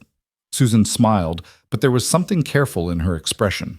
I'm sure you've heard that Alderstone is implementing significant policy changes regarding our contract workforce. We're transitioning to direct employment for qualified personnel. I heard something about that, yes. Ethan kept his voice neutral, not sure if he was supposed to know the details or if Celeste's visit to the warehouse was meant to be private. Well, as part of that transition, we've been reviewing personnel files for all contract workers to determine who qualifies for direct employment offers. Susan opened a folder. Your file is quite interesting, Mr. Cross. Here it comes, Ethan thought. Whatever he'd done wrong, whatever technicality would disqualify him from the benefits he'd suggested to Celeste in the first place. You attended Ohio State University, Susan continued, mechanical engineering program. You completed 3 years with a 3.8 GPA before taking a leave of absence 6 years ago. You never formally withdrew or graduated. Ethan's throat went dry. I had personal circumstances that required leaving school. Your daughter was born, medical complications. Susan's voice was kind but professional. I understand. And I see you've been working with our contract cleaning company for 18 months. Excellent performance reviews. Never missed a shift until last week, and even then it was for a medical donation that saved a child's life. She paused. You're significantly overqualified for your current position. I needed work that had flexibility for my daughter's medical appointments. The cleaning job provided that. Of course. Susan exchanged glances with the man in the suit, who nodded slightly. Mr. Cross, how would you feel about finishing your degree? The question was so unexpected that Ethan actually blinked. I'm sorry? Alderstone Industries has a workforce development program, the suited man said, speaking for the first time. His voice was cultured, East Coast accent. I'm Richard Vance, Chief Operating Officer. The program offers educational support to employees who want to complete degrees or certifications relevant to their career development. We cover tuition, provide flexible scheduling, and guarantee position security during the coursework. Ethan stared at him. I'm a janitor. You're a contract custodial worker currently, Susan corrected gently. But if you accept our offer of direct employment, you'd be an Alderstone employee eligible for all company programs, including education benefits. And your background suggests you could be valuable to our engineering department once you complete your degree, Richard added. We're always looking for talented people who understand how systems work from the ground up. Someone who's literally been in the building's infrastructure has perspective our current engineers lack. This felt like a dream or a trap. Ethan couldn't tell which. I don't understand why you're offering this. Susan's careful expression finally cracked into something genuine. To be completely honest, Mr. Cross, Ms. Harrington personally flagged your file. She didn't tell us what to do. She never does. But she asked us to review your qualifications carefully and ensure you were aware of all available opportunities. When we saw your academic history and work record, the education program seemed like an obvious fit. Of course, Celeste. Even after their agreement to be even, she was still trying to help. Ethan felt something complicated twist in his chest, gratitude and irritation and disbelief all tangled together. The offer is completely legitimate, Richard said, reading Ethan's skepticism. You'd still work part-time while attending classes, but on a schedule built around your coursework. The pay would actually increase, union scale for skilled positions, and you'd have full benefits starting January 1st. All we'd need is your commitment to complete the degree and consider internal opportunities once you graduate. Consider, not accept, Susan clarified. If you finish your degree and want to take a job elsewhere, that's your right. We're investing in you as a person, not buying an obligation. Ethan looked down at his hands, rough from 18 months of industrial cleaning, chemicals, and physical labor. Looked at the conference room with its view of the city he'd only ever seen from the ground level. Thought about Maya and what it would mean to tell her that Daddy was going back to school, that he'd be an engineer like he'd always dreamed, that their future could be something bigger than survival. Can I think about it? Of course, Susan said. Take a few days, but we do need an answer by Friday if you want to start spring semester. That gives you 4 months to transition and get enrolled. Friday. Okay. Ethan stood, his legs uncertain beneath him. Thank you. Thank you. Richard stood as well and extended his hand. We're grateful for what you did for Ms. Harrington's daughter. But this offer isn't charity or repayment. It's recognition of your potential. Don't forget that. Ethan shook his hand and left the conference room in a daze. He'd expected to spend the night scrubbing floors. Instead, he was being offered his future back, gift-wrapped in corporate policy and Celeste Harrington's guilty conscience. He should be thrilled. He was thrilled. But underneath the excitement was a current of fear so strong it threatened to pull him under. What if he couldn't handle school and work and parenting? What if he failed, proved that he was actually just a janitor playing at being more? What if accepting help was the first step toward losing the hard-won independence he'd built? His phone buzzed. A text from Celeste. Susan said you came in. I hope they explained everything clearly. This is real, Ethan. You earned it. Take the chance. He stared at the message for a long moment, then pocketed his phone without responding. He needed to think. Needed to talk to Maya. Needed to figure out if he was brave enough to reach for something better, or if he'd become too comfortable with survival to risk anything more. The night shift passed in a blur of automatic motion, mop and bucket, empty bins, wiped surfaces. His body knew the work well enough that his mind could wander, spinning through possibilities and fears in equal measure. By the time dawn broke and his shift ended, Ethan had made a decision. Or rather, he'd realized the decision had already been made the moment Richard Vance had said the words, "Finish your degree." He was going to say yes. He was terrified and doubtful and certain he'd fail, but he was going to say yes anyway, because Maya deserved a father who tried, not one who let fear win. Mrs. Chen was delighted when he told her over breakfast at her apartment, Maya still half asleep against his shoulder. I knew you had more in you than pushing a mop. Oh, this is wonderful, Ethan. Your parents would be so proud. Ethan's parents had died in a car accident when he was 19, one of the reasons he'd ended up navigating fatherhood without a roadmap. Mrs. Chen was the closest thing to family he had besides Maya, and her approval meant more than he'd expected. It's going to be hard, he warned. School and work and Maya. I'll need more help with childcare. So I'll help more. That girl is my granddaughter and everything but blood. You think I'd let you struggle alone? Mrs. Chen patted his hand. You take this chance, Ethan Cross. You grab it with both hands and you don't let go. Maya stirred against him, blinking awake. Are we talking about the school thing? You were listening? Ethan asked. A little bit before I fell asleep. Maya sat up, her hair a wild halo. Are you going to be an engineer like you wanted? Maybe. If I go back to school and work really hard, will you still have time for me? The question hit Ethan in the chest. Always, baby. You're my number one priority. That never changes. Okay. Maya considered this with her usual seriousness. Then you should do it, because you're really smart and you should get to use your smartness for more than cleaning. Cleaning is honest work, Ethan said, because he needed her to understand that. I know, but you always look sad when you come home from there. Maybe engineer work will make you look happy instead. Out of the mouths of 6-year-olds came truths that adults spent years avoiding. Ethan pulled Maya close and kissed the top of her head, overwhelmed by how clearly she saw him. Okay, he said into her curls. I'll do it. On Wednesday morning, Ethan called Susan Park and accepted the position. The paperwork was extensive: benefits enrollment, education program applications, union registration, background checks that would have been terrifying if he'd had anything to hide. By Friday, he had an official offer letter, a starting date of January 2nd, and an appointment with an academic advisor at Ohio State for the following week. Things were moving so fast that Ethan barely had time to process each step before the next one arrived. It felt like being caught in a current, exhilarating and terrifying and completely beyond his control. All he could do was swim as hard as he could and hope the current was carrying him somewhere good. Saturday afternoon, Ethan was at the apartment helping Maya with an art project when his phone rang. Celeste's name on the caller ID made his stomach flip. Ethan, I hope I'm not interrupting. No, it's fine. We're just making a volcano out of paper mache. That sounds messy and wonderful. There was a smile in Celeste's voice. I'm calling because Ava is being discharged this afternoon. She's recovered enough to continue treatment at home, and she's been asking about something. What's that?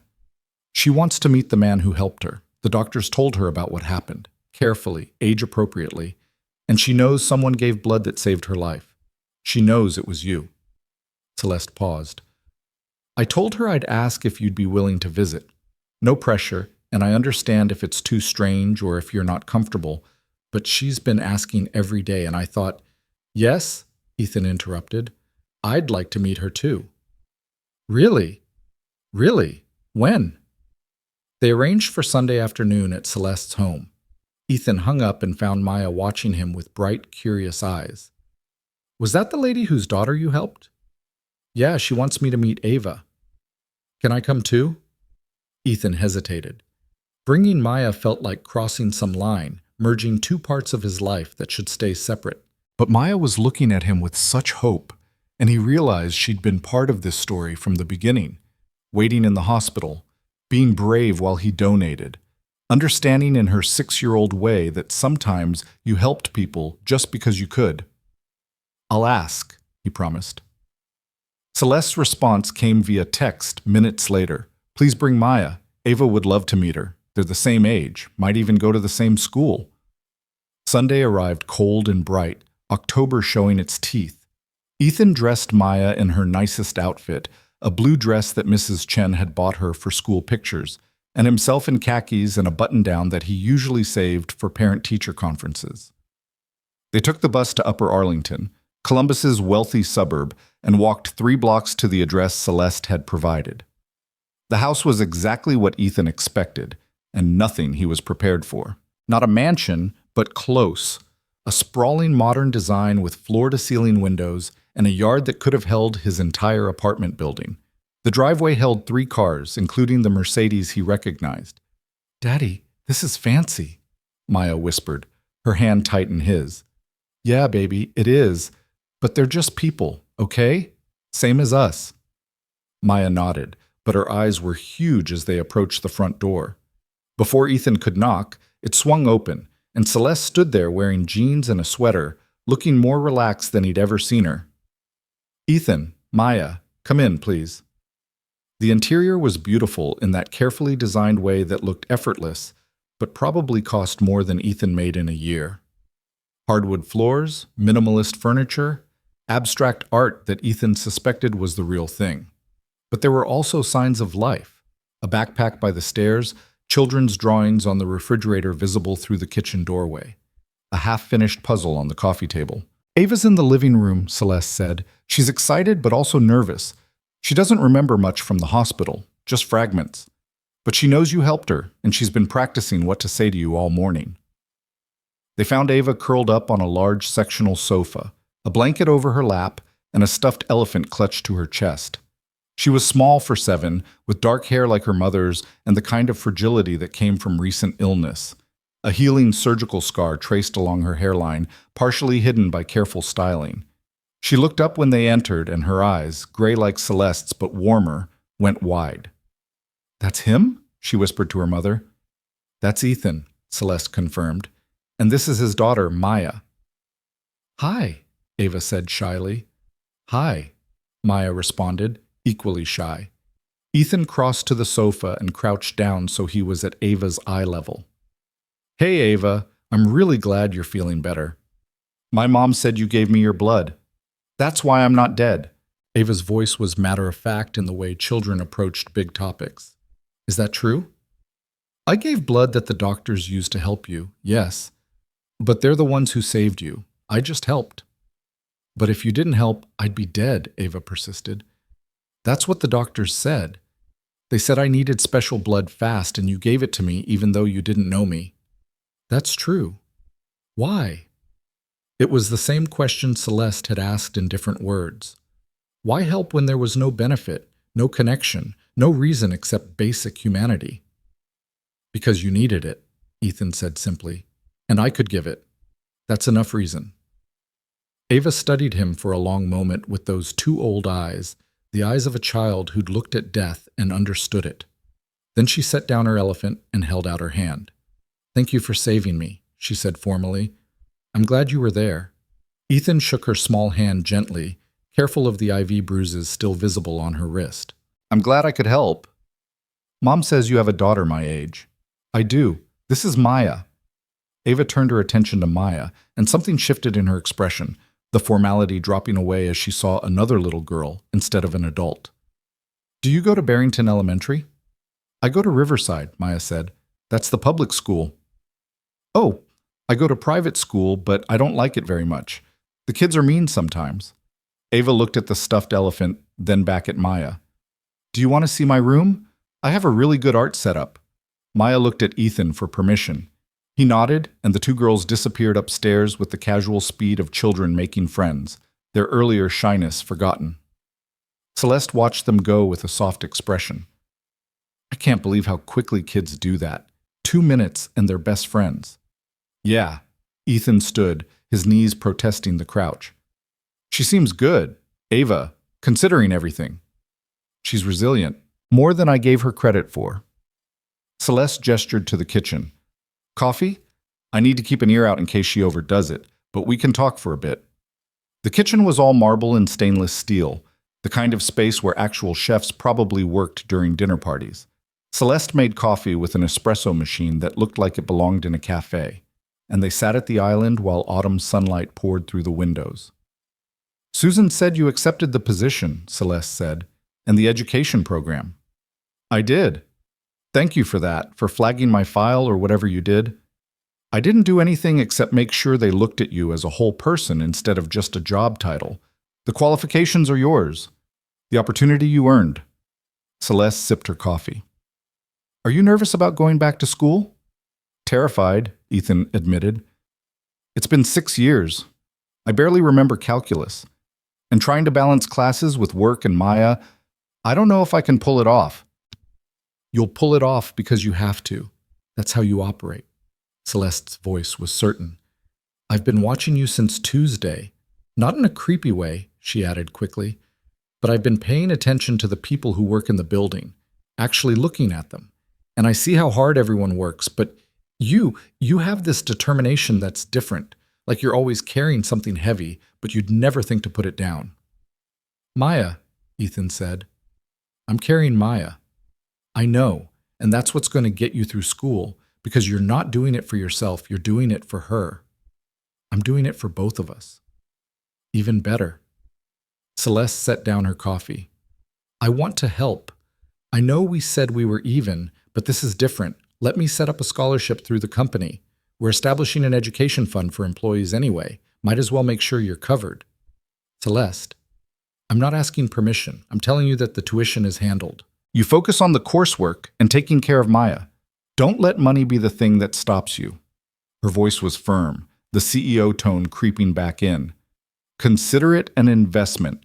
You finish your degree, you come work for Alderstone in engineering, and eventually you'll be worth far more to the company than whatever we spend on your education. It's good business. Is that what you tell yourself to justify the guilt? Celeste's eyes flashed, but there was humor in it.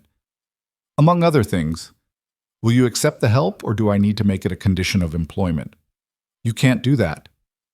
Watch me. They stared at each other across the marble island, and then Ethan started laughing. He couldn't help it. The absurdity of sitting in a kitchen worth more than his entire life, arguing with a billionaire who wanted to pay for his education because he'd saved her daughter. It was too much. Celeste smiled, pleased with herself. Is that a yes? That's a yes, but only because I think you actually would make it a condition of employment and I'd end up accepting anyway. Smart man. Upstairs, they heard the girls laughing. Ethan glanced toward the sound, and his chest tightened with something he couldn't quite name. Maya had friends at school, but they were playground friends, surface connections. This felt different. Ava understood what it was like to live with medical uncertainty, to be small and fragile and fighting to be normal. They had common ground that went deeper than shared homework assignments. They sound good together, Celeste said softly, following his gaze. Ava hasn't laughed like that since before the accident. What happened, if you don't mind me asking? Undiagnosed cerebral aneurysm. It ruptured while we were at the hospital for a completely unrelated appointment. The doctor said it was pure luck we were already there. 5 more minutes without treatment, and she'd have been gone. Celeste's voice went rough. Apparently she'd been having headaches for weeks, but she never complained, just kept saying she was fine when I asked. I should have pushed harder, should have known. You can't know what you can't see, Ethan interrupted gently. Kids are good at hiding things they think will worry their parents. Maya does it too. It's not your fault. My head knows that. My heart is taking longer to accept it. Celeste rubbed her eyes. I keep thinking about that morning, how I yelled at you over nothing, how I was so focused on my schedule and my importance that I treated you like you were... We've been over this. It's done. I know, but I can't stop thinking about it. Because if I hadn't been in that lobby, if you hadn't been there working, if any single thing had been different... She stopped. You saved her, Ethan. Not just with the blood. You caught her when she fell. You kept her breathing. The doctors were clear that your actions in those first few minutes were the difference between life and death. I did what anyone would do. Stop saying that, Celeste said with sudden intensity. Stop diminishing it. What you did was extraordinary. Own it. Be proud of it. You saved my daughter's life with your bare hands and your blood and your refusal to walk away when it would have been easier. That's heroism, Ethan. That's... Her voice broke. That's everything. Ethan didn't know what to say. He'd never thought of himself as heroic. He was just a father trying to keep his own daughter alive who'd happened to be in the right place at the right time for someone else's daughter. But Celeste was looking at him like he'd done something impossible, and maybe for her, for someone who'd spent her life measuring worth in dollars and power, simple human kindness was impossible. Maybe that was the tragedy. I'm glad I was there, he said finally. I'm glad Ava is okay. That's enough for me. Celeste nodded and wiped her eyes quickly. You're a good man, Ethan Cross. Better than most people I know. I'm just trying to be the kind of person Maya can be proud of. She already is proud of you. That's obvious in the way she looks at you. They sat in comfortable silence for a moment, drinking coffee while the October sunlight shifted across the kitchen. Upstairs, the girls were playing some complicated game that involved a lot of dramatic narration and sound effects. Normal kid sounds. Happy sounds. I should probably check on them, Celeste said. Make sure Ava isn't overdoing it. She's supposed to be resting, but she's terrible at sitting still. They went upstairs together and found the girls in Ava's room, which was bigger than Ethan's entire apartment, sprawled on the floor with markers and poster board, creating what appeared to be a map of an elaborate fantasy kingdom. This is the Crystal Mountains, Ava was explaining, drawing jagged peaks, and this is where the Dragon Queen lives. She's not evil, she's just misunderstood. And this is the village where the brave knight comes from, Maya added, sketching tiny houses. The knight is a girl because girls can be knights too. Obviously, Ava agreed. Celeste caught Ethan's eye and smiled. They backed out of the room quietly, leaving the girls to their world building. I don't think Maya wants to leave anytime soon, Ethan said, and Ava would keep her here all day if she could. Give them another hour. Celeste checked her watch. I can order lunch. Thai food okay? You don't have to. I know I don't have to. I want to. Please let me feed you lunch, Ethan. It's the least I can do. So they ordered Thai food, too much of it, enough to feed 6 people, and ate in the kitchen while the girls continued their game upstairs. Celeste asked about Maya's heart condition, and Ethan found himself explaining the diagnosis, the surgery, the ongoing treatment with the detail he usually reserved for doctors.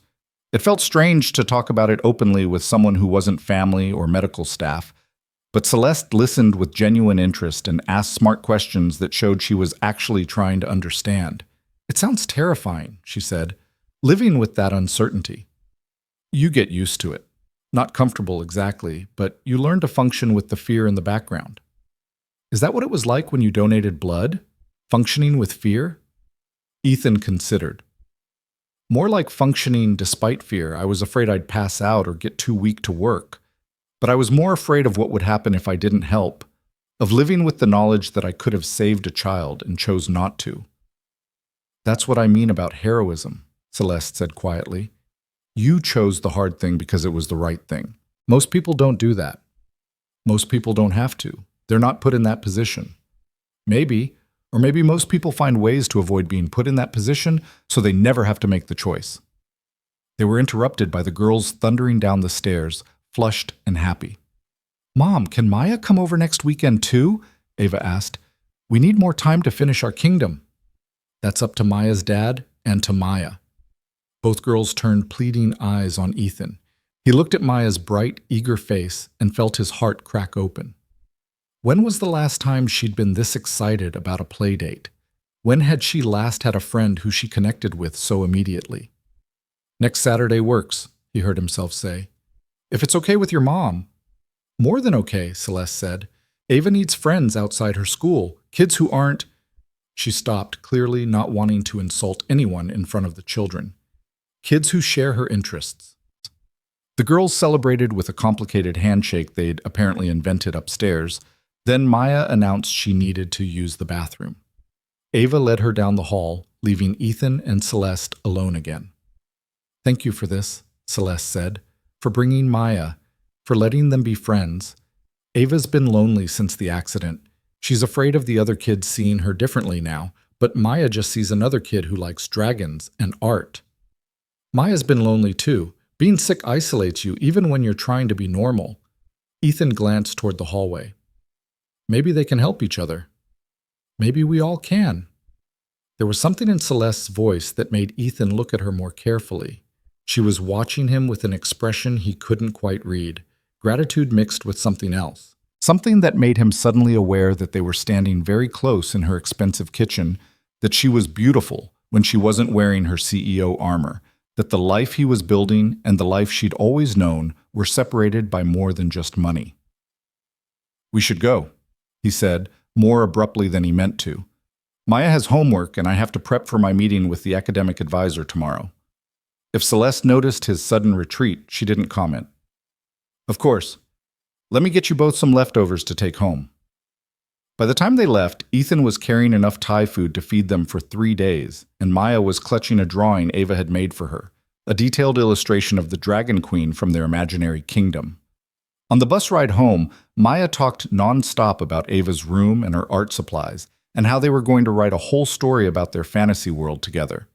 Ethan listened and made appropriate responses, but his mind was elsewhere. He kept thinking about Celeste's kitchen and the way she'd looked at him, and the terrifying feeling that his carefully controlled life was starting to shift in ways he hadn't anticipated and couldn't control. He'd saved Ava's life, and that had led to a job opportunity, and that had led to today. And where did it end? How far would this connection stretch before it either broke or became something he didn't recognize? "Daddy, are you listening?" Maya tugged his sleeve. "Sorry, baby. What did you say?" "I said I really like Ava. Can she be my best friend?" "If she wants to be, you'll have to ask her." "I will next week." Maya settled against his side, content. "Today was really good, Daddy. Thank you for taking me." "You're welcome, sweetheart."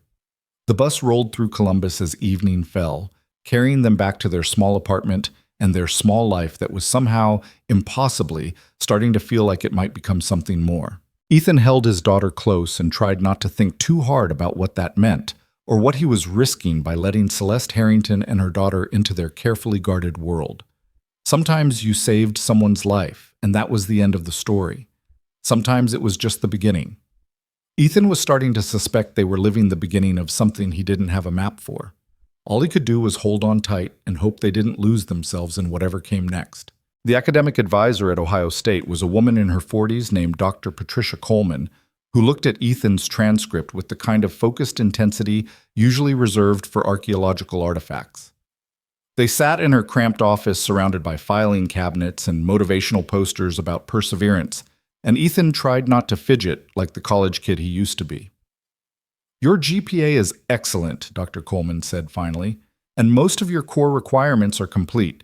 You'd need approximately 42 credit hours to finish the degree, 3 semesters if you go full-time, but given your work situation, I'd recommend spreading it over 4 semesters part-time. 2 classes per semester, some online options to give you flexibility. 4 semesters. That's 2 years. 2 years to completely change your career trajectory and earning potential. That's not bad, Mr. Cross." She pulled up a planning worksheet on her computer. "Let's talk about your schedule. You mentioned you have a 6-year-old daughter and you'll be working part-time. What does that look like? They spent the next hour mapping out a plan that felt simultaneously impossible and inevitable. Evening classes twice a week, online coursework on his own schedule, a reduced work schedule at Alderstone that would still provide enough income with the benefits package. It would mean less sleep, less free time, and asking Mrs. Chen to watch Maya even more than she already did. It would mean sacrificing what little margin his life currently had for 2 solid years of grinding toward a finish line he could barely see. It's doable, Dr. Coleman said when they were done. Difficult, but doable. You'll need discipline and support and probably more coffee than is medically advisable.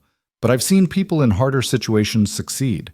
The question is whether you're committed.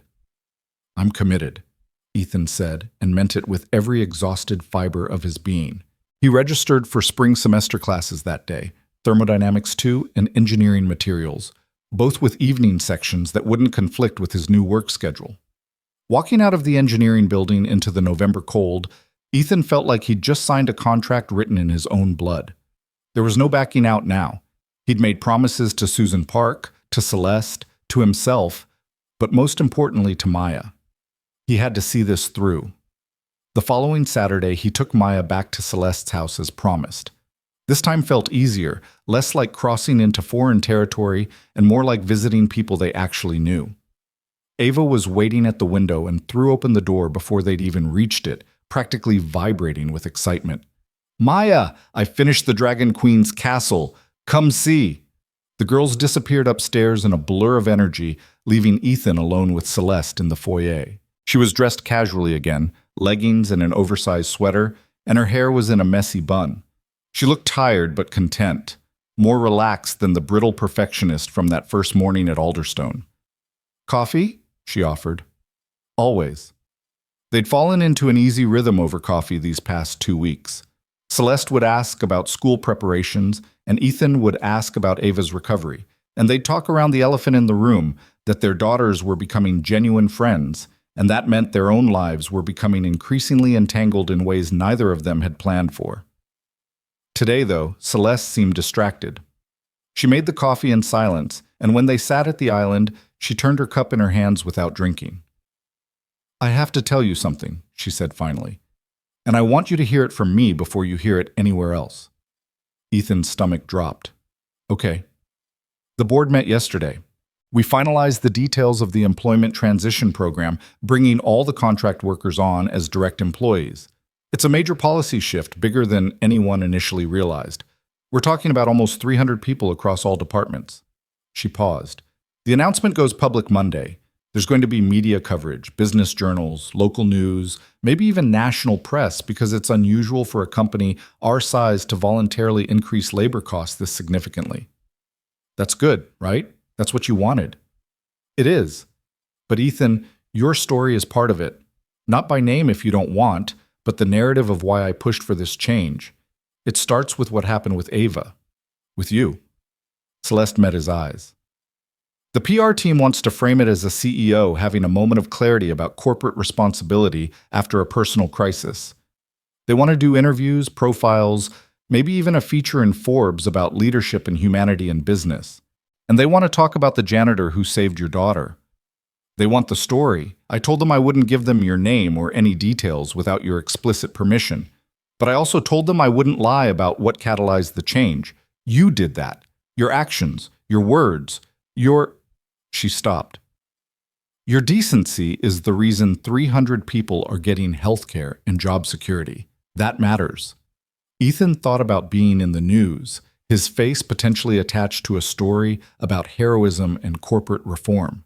He thought about his coworkers knowing that he was the reason for the policy change, about the attention and scrutiny and the way people would look at him differently. Part of him wanted to refuse, to demand anonymity, to keep his head down the way he'd spent 6 years learning to do. But another part, the part that was tired of being invisible, that wanted Maya to see her father as someone who stood up and was counted, that part whispered that maybe this mattered more than his comfort. "Use my name," he said. "Tell the story accurately, but make sure it's clear that I didn't do it for recognition or reward. I did it because it was right. That distinction matters." "It does." and I'll make sure they get it right. Celeste's relief was visible. Thank you for trusting me with this. You've earned the trust. They sat quietly for a moment, and then Celeste laughed, a sudden, slightly broken sound. You know what's funny? 6 weeks ago, I would have fired someone for suggesting we increase labor costs by 20% with no immediate ROI. I would have had numbers and projections and 10 reasons why it was bad business. Now I'm voluntarily taking a PR victory lap for doing something that's going to cost the company millions. But it's the right thing. That's what terrifies me. I'm making decisions based on what's right instead of what's profitable. That's not how I was trained to think. That's not how you build an empire. She looked at him. You've changed how I see everything, Ethan. My company, my employees, my own daughter. I don't know if I should thank you or resent you for it. Thank me, Ethan suggested. Resentment seems counterproductive. Celeste smiled, but there was something wistful in it. I keep thinking about that morning. If the elevator hadn't broken, if I'd left 5 minutes earlier, if I'd been even slightly less terrible to you, would I still have learned these lessons, or would I have just kept being who I was, efficient and successful, and completely disconnected from the human cost of my efficiency? You can't know, and it doesn't matter. You're different now. That's what counts. Am I? Or am I just scared and overcompensating because I almost lost Ava? Celeste's voice dropped. What happens when the fear fades? When she's been healthy for 6 months or a year, and I forget how close we came? Will I go back to being the person who yells at janitors over elevator malfunctions? I don't think you will. How can you be sure? Because you're asking the question. People who slip back into their worst selves don't spend time worrying about whether they will. They just do. Ethan drained his coffee. Give yourself some credit, Celeste. You're trying. That's more than most people in your position would do. Upstairs, something crashed, followed by immediate giggling. Both adults tensed, listening, but the girls' voices continued in happy chaos. Whatever had fallen apparently hadn't involved injuries. I should check on them, Celeste said, but she didn't move. Probably.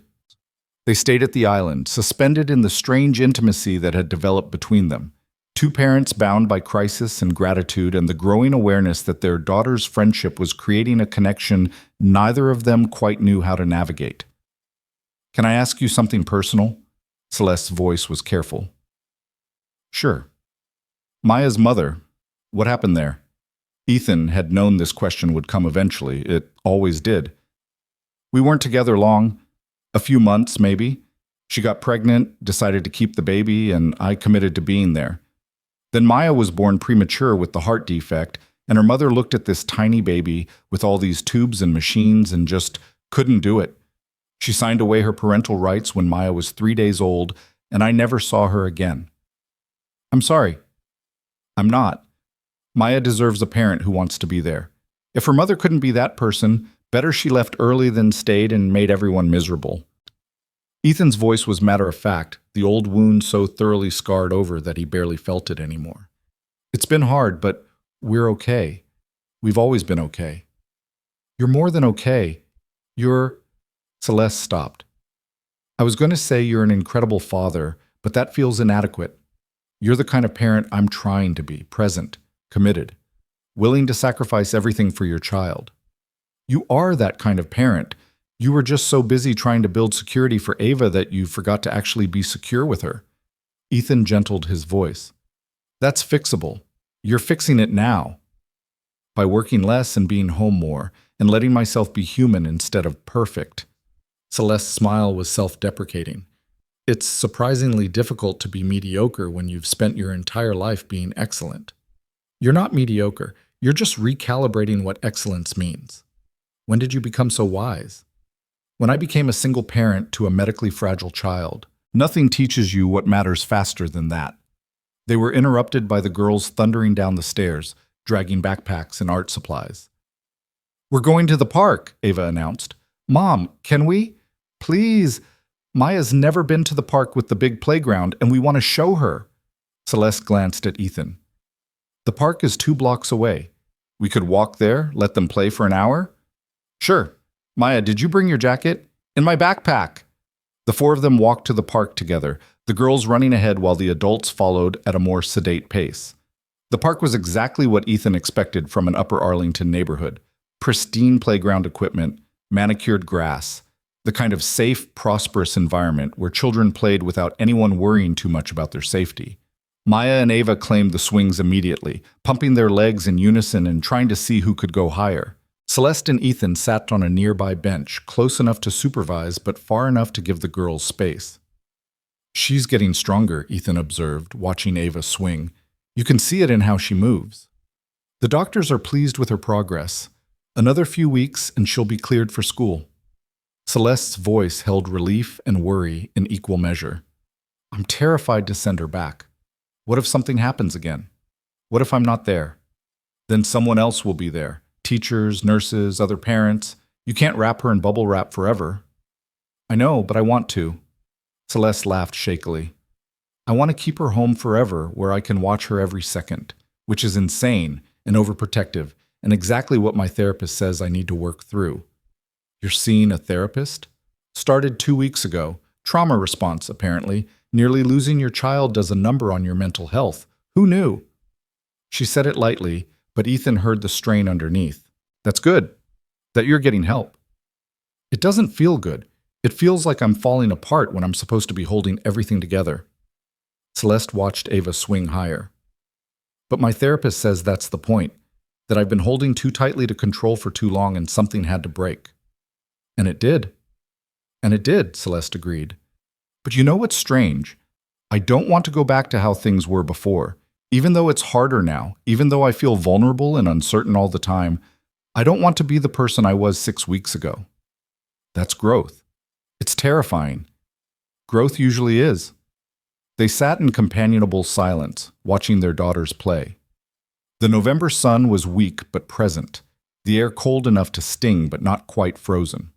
Other families dotted the playground, mothers with strollers, fathers tossing footballs, grandparents supervising toddlers. Normal people living normal lives, completely unaware that 2 of their neighbors were sitting on this bench piecing themselves back together after their worlds had nearly ended. "Can I tell you something I haven't told anyone else?" Celeste's voice was so quiet, Ethan almost missed it. "Of course." "When they were operating on Ava, when I was sitting in that waiting room alone, I kept thinking about all the things I'd missed. Not big things. I made her recitals and parent-teacher conferences. I remembered birthdays and holidays. But small things. Normal things. I couldn't remember the last time I'd just sat with her and colored, or played a game that wasn't educational, or let her stay up late watching movies just because she wanted to." Celeste's voice cracked. "I was so busy building her a perfect future that I forgot to give her a good present. And I thought, if she dies, if this is it, she'll die thinking her mother cared more about board meetings than about her. But she didn't die. And now you get to do it differently. Now I get a second chance I don't deserve." "Everyone deserves second chances," Ethan said firmly. "That's the whole point of being human. We mess up, we learn, we try again." "Is that what you tell yourself? About Maya's mother?" The question surprised him. "What do you mean?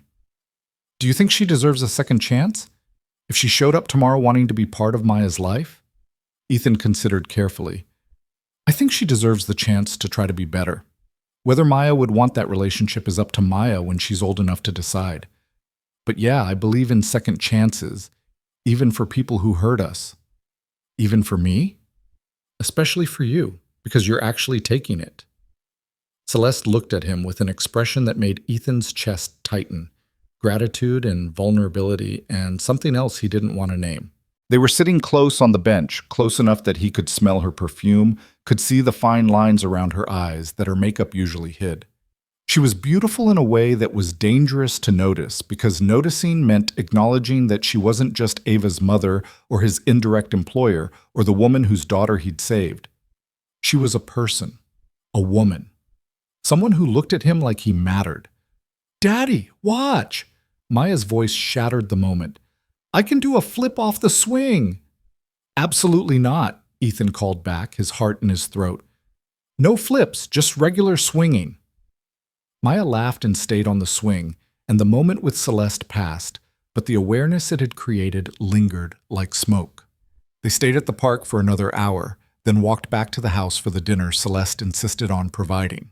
The girls ate pizza and chattered about their fantasy kingdom, while the adults made small talk and pretended neither of them had felt that charged moment on the park bench. When it was time to leave, Ava hugged Maya goodbye with the fierce intensity of children who found their person. Same time next week? If that's okay with both dads, Celeste said, then caught herself. I mean, I'm not her dad, obviously. I'm her mother, but we know what you meant, Ethan said, amused. Yes, same time next week works for us. On the bus home, Maya fell asleep against his shoulder, exhausted from playing. Ethan held her carefully and thought about second chances and growth and the terrifying vulnerability of letting people in. He'd spent 6 years building walls around himself and Maya, keeping them safe in their small, controlled world. Now those walls were crumbling, and he wasn't sure if that was liberation or just a different kind of danger. His phone buzzed, a text from Celeste. Thank you for today, for the conversation, for understanding, for being patient with me while I figure out how to be a better person. See? Ethan stared at the message for a long moment before responding. You're already a better person. You just needed permission to believe it. See you next week.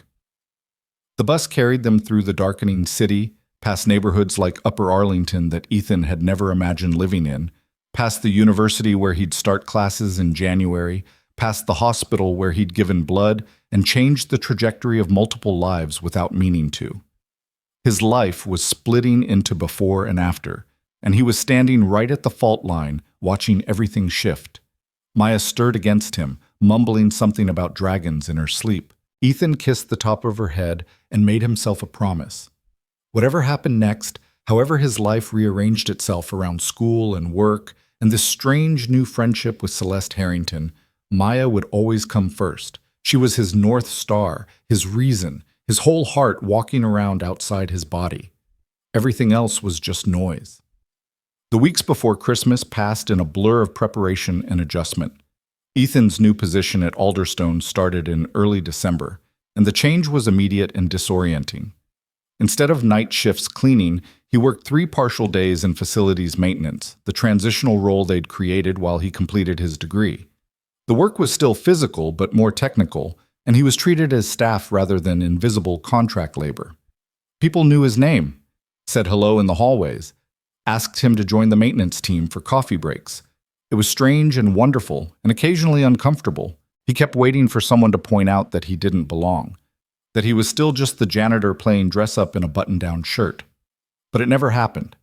The transition into being seen was almost harder than being invisible had been. The media coverage of Alderstone's policy change hit the week before Christmas, and it was bigger than Ethan had anticipated. The story got picked up nationally, not front-page news, but present enough that his coworkers started recognizing him from the articles.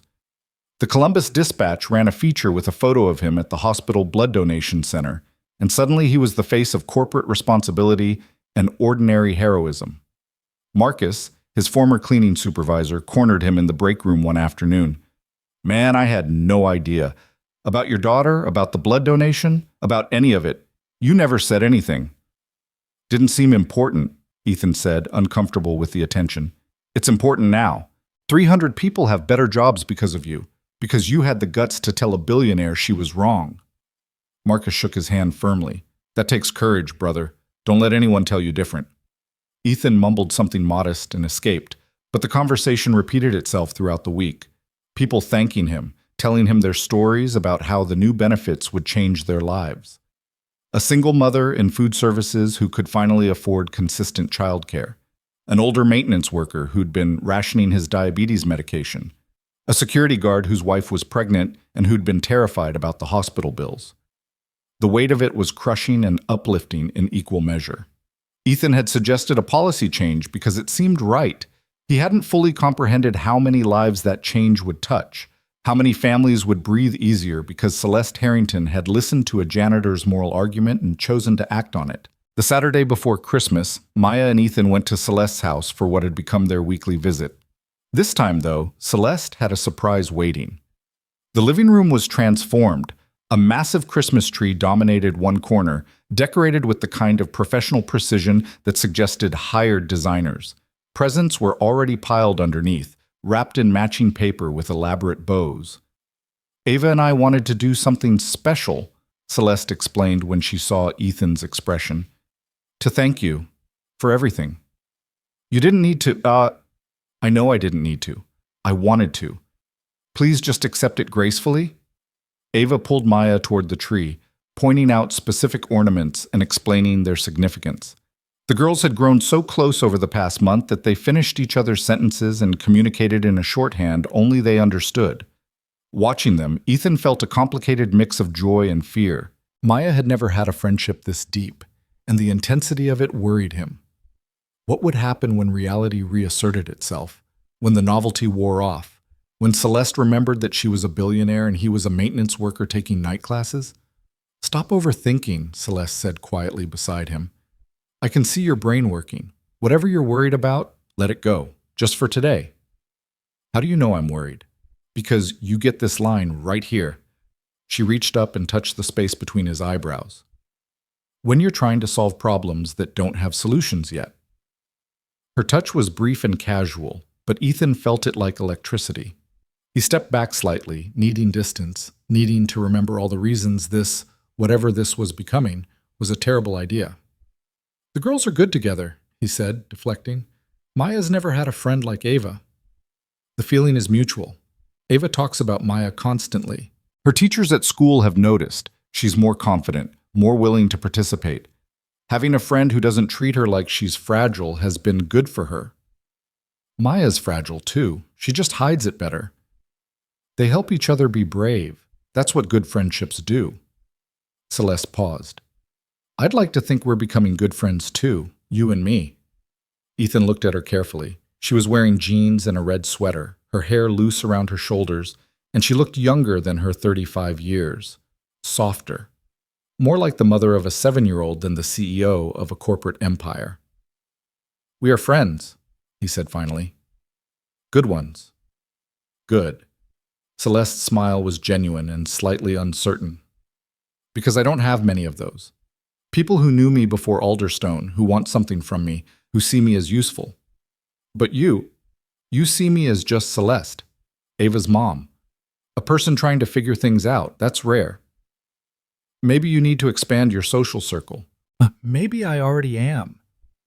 They spent the afternoon doing aggressively normal Christmas activities, decorating cookies that Celeste had ordered from a bakery, watching holiday movies, letting the girls string popcorn garlands that would never actually make it onto the tree. It was domestic and comfortable, and so far from Ethan's usual life that he felt like he was playing a role in someone else's story. When it was time to leave, Celeste insisted they take presents home, wrapped boxes that she promised were appropriate, nothing extravagant, just small things she'd thought Maya might like. Ethan tried to refuse, but Maya's pleading eyes and Celeste's firm insistence wore him down. Next week is Christmas, Celeste said at the door. I know you probably have plans, but if you don't, if you'd like to spend the day here, we'd love to have you, both of you. I don't know. Just think about it. No pressure. But Ava and I are planning to be alone otherwise, and it seems silly when we could all be alone together. She smiled. That came out wrong. I meant we could all be together, not alone. Together. I understood. Ethan felt his resistance crumbling. Can I let you know in a few days? Of course. On the bus home, Maya clutched the presents and asked the question Ethan had been dreading. Daddy, are we going to spend Christmas with Ava and her mom? Would you want to? Yes. No hesitation, absolute certainty. I really like them, and it would be more fun than just us at home. Ethan thought about their usual Christmas, small but cheerful, presents from the dollar store wrapped in newspaper comics, dinner from the one restaurant open on December 25th. It was what they could afford, what they'd always done. But now there was an alternative, a wealthy home, professionally decorated, a tree surrounded by presents that probably cost more than Ethan's monthly rent. Let me think about it, okay, baby? Maya nodded, but Ethan saw the hope in her eyes. She wanted this. Wanted the friendship with Ava to extend into holidays. Wanted the temporary magic of Celeste's world to become part of their regular lives. That night, after Maya was asleep, Ethan sat with his phone and Mrs. Chen's words echoing in his head. You take this chance, you grab it with both hands, and you don't let go. He texted Celeste, "We'd love to spend Christmas with you and Ava. Thank you for inviting us." Her response came immediately. "You just made Ava's Christmas, and mine. Thank you." Ethan set down his phone and stared at his small apartment. The thrift store furniture, the patched walls, the careful economy of everything they owned. This was his life. This was real. Upper Arlington and Christmas trees and women who looked at him like he was more than his circumstances. That was borrowed time. A temporary gift that would eventually end when reality reasserted itself. But maybe Mrs. Chen was right. Maybe it was time to stop protecting himself from disappointment and just grab the chance while it was offered. He thought about second chances and growth and the terrifying vulnerability of letting people in. Thought about Maya's joy and Ava's laughter and Celeste's uncertain smile. Maybe borrowed time was still worth living. Maybe that was the whole point. Christmas morning arrived cold and bright, the kind of crystalline winter day that made Columbus look like it belonged on a greeting card. Ethan woke early, nerves and anticipation tangled in his chest like barbed wire. Maya was already awake, sitting on her bed fully dressed in the nicest outfit she owned, a navy dress with white tights that Mrs. Chen had bought her for Thanksgiving. "I've been ready for an hour," Maya announced. "Can we go now?" "It's 7 in the morning, baby. We're not expected until 10. "But I'm ready now." Ethan laughed despite his anxiety. "How about breakfast first? We need to eat something before we go." They made pancakes together in their tiny kitchen, Maya chattering about what presents Ava might have received and whether there would be snow later. Ethan tried to focus on her joy, on this moment, but his mind kept spiraling through worst-case scenarios. What if he'd misread everything? What if this was charity dressed up as friendship? What if spending Christmas in Celeste's world only made returning to their own that much harder? By 9:30, he couldn't stall anymore. They bundled into winter coats. Maya's was too small, something Ethan made a mental note to address with his next paycheck, and took the bus to Upper Arlington. Maya clutched the presents they'd brought, a drawing she'd made for Ava and a box of fancy tea Ethan had agonized over at the store, trying to find something that would feel thoughtful without being presumptuous. Celeste's house looked magical in the morning light. Tiny white lights outlined every window and wrapped around the trees in the front yard. Through the windows, Ethan could see the Christmas tree they'd helped decorate, now lit and glowing. It looked like something from a movie, aspirational and perfect. Ava threw open the door before they'd even reached it, wearing matching pajamas with snowflakes on them. "Maya, you're here! Mom said we have to wait until everyone's together before we open presents, but I've been waiting forever." "It's been 30 minutes, Celeste corrected, appearing behind her daughter. She wore matching pajamas too, and her hair was in a messy braid, and she looked so different from the CEO who'd berated him that October morning that Ethan felt momentarily disoriented. "Merry Christmas! Come in, please. It's freezing out there." The house smelled like cinnamon and coffee and something baking. Christmas music played softly from hidden speakers. It was warmth and comfort and wealth so casual it didn't need to announce itself. "I made cinnamon rolls," Celeste said, leading them to the kitchen.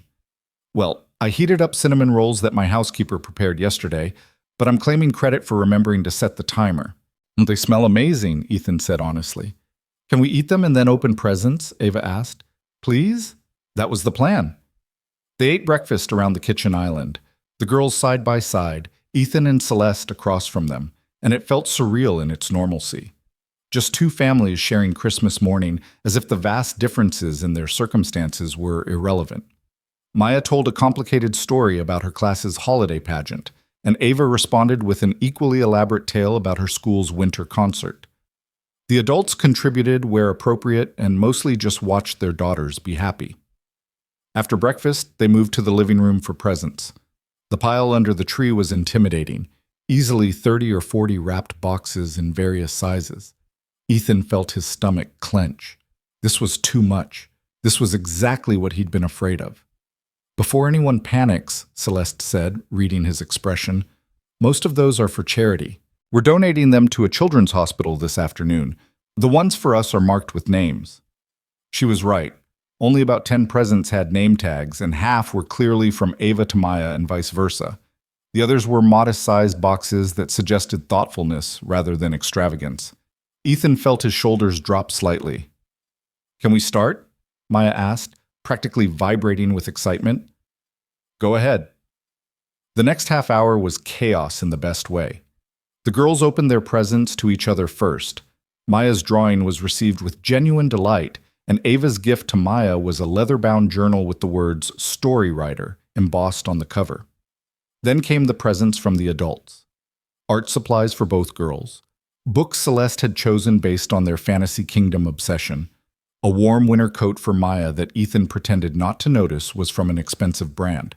When it was Ethan's turn, he opened Celeste's gift to find a high-quality backpack clearly designed for college students, complete with a padded laptop compartment and organizational pockets.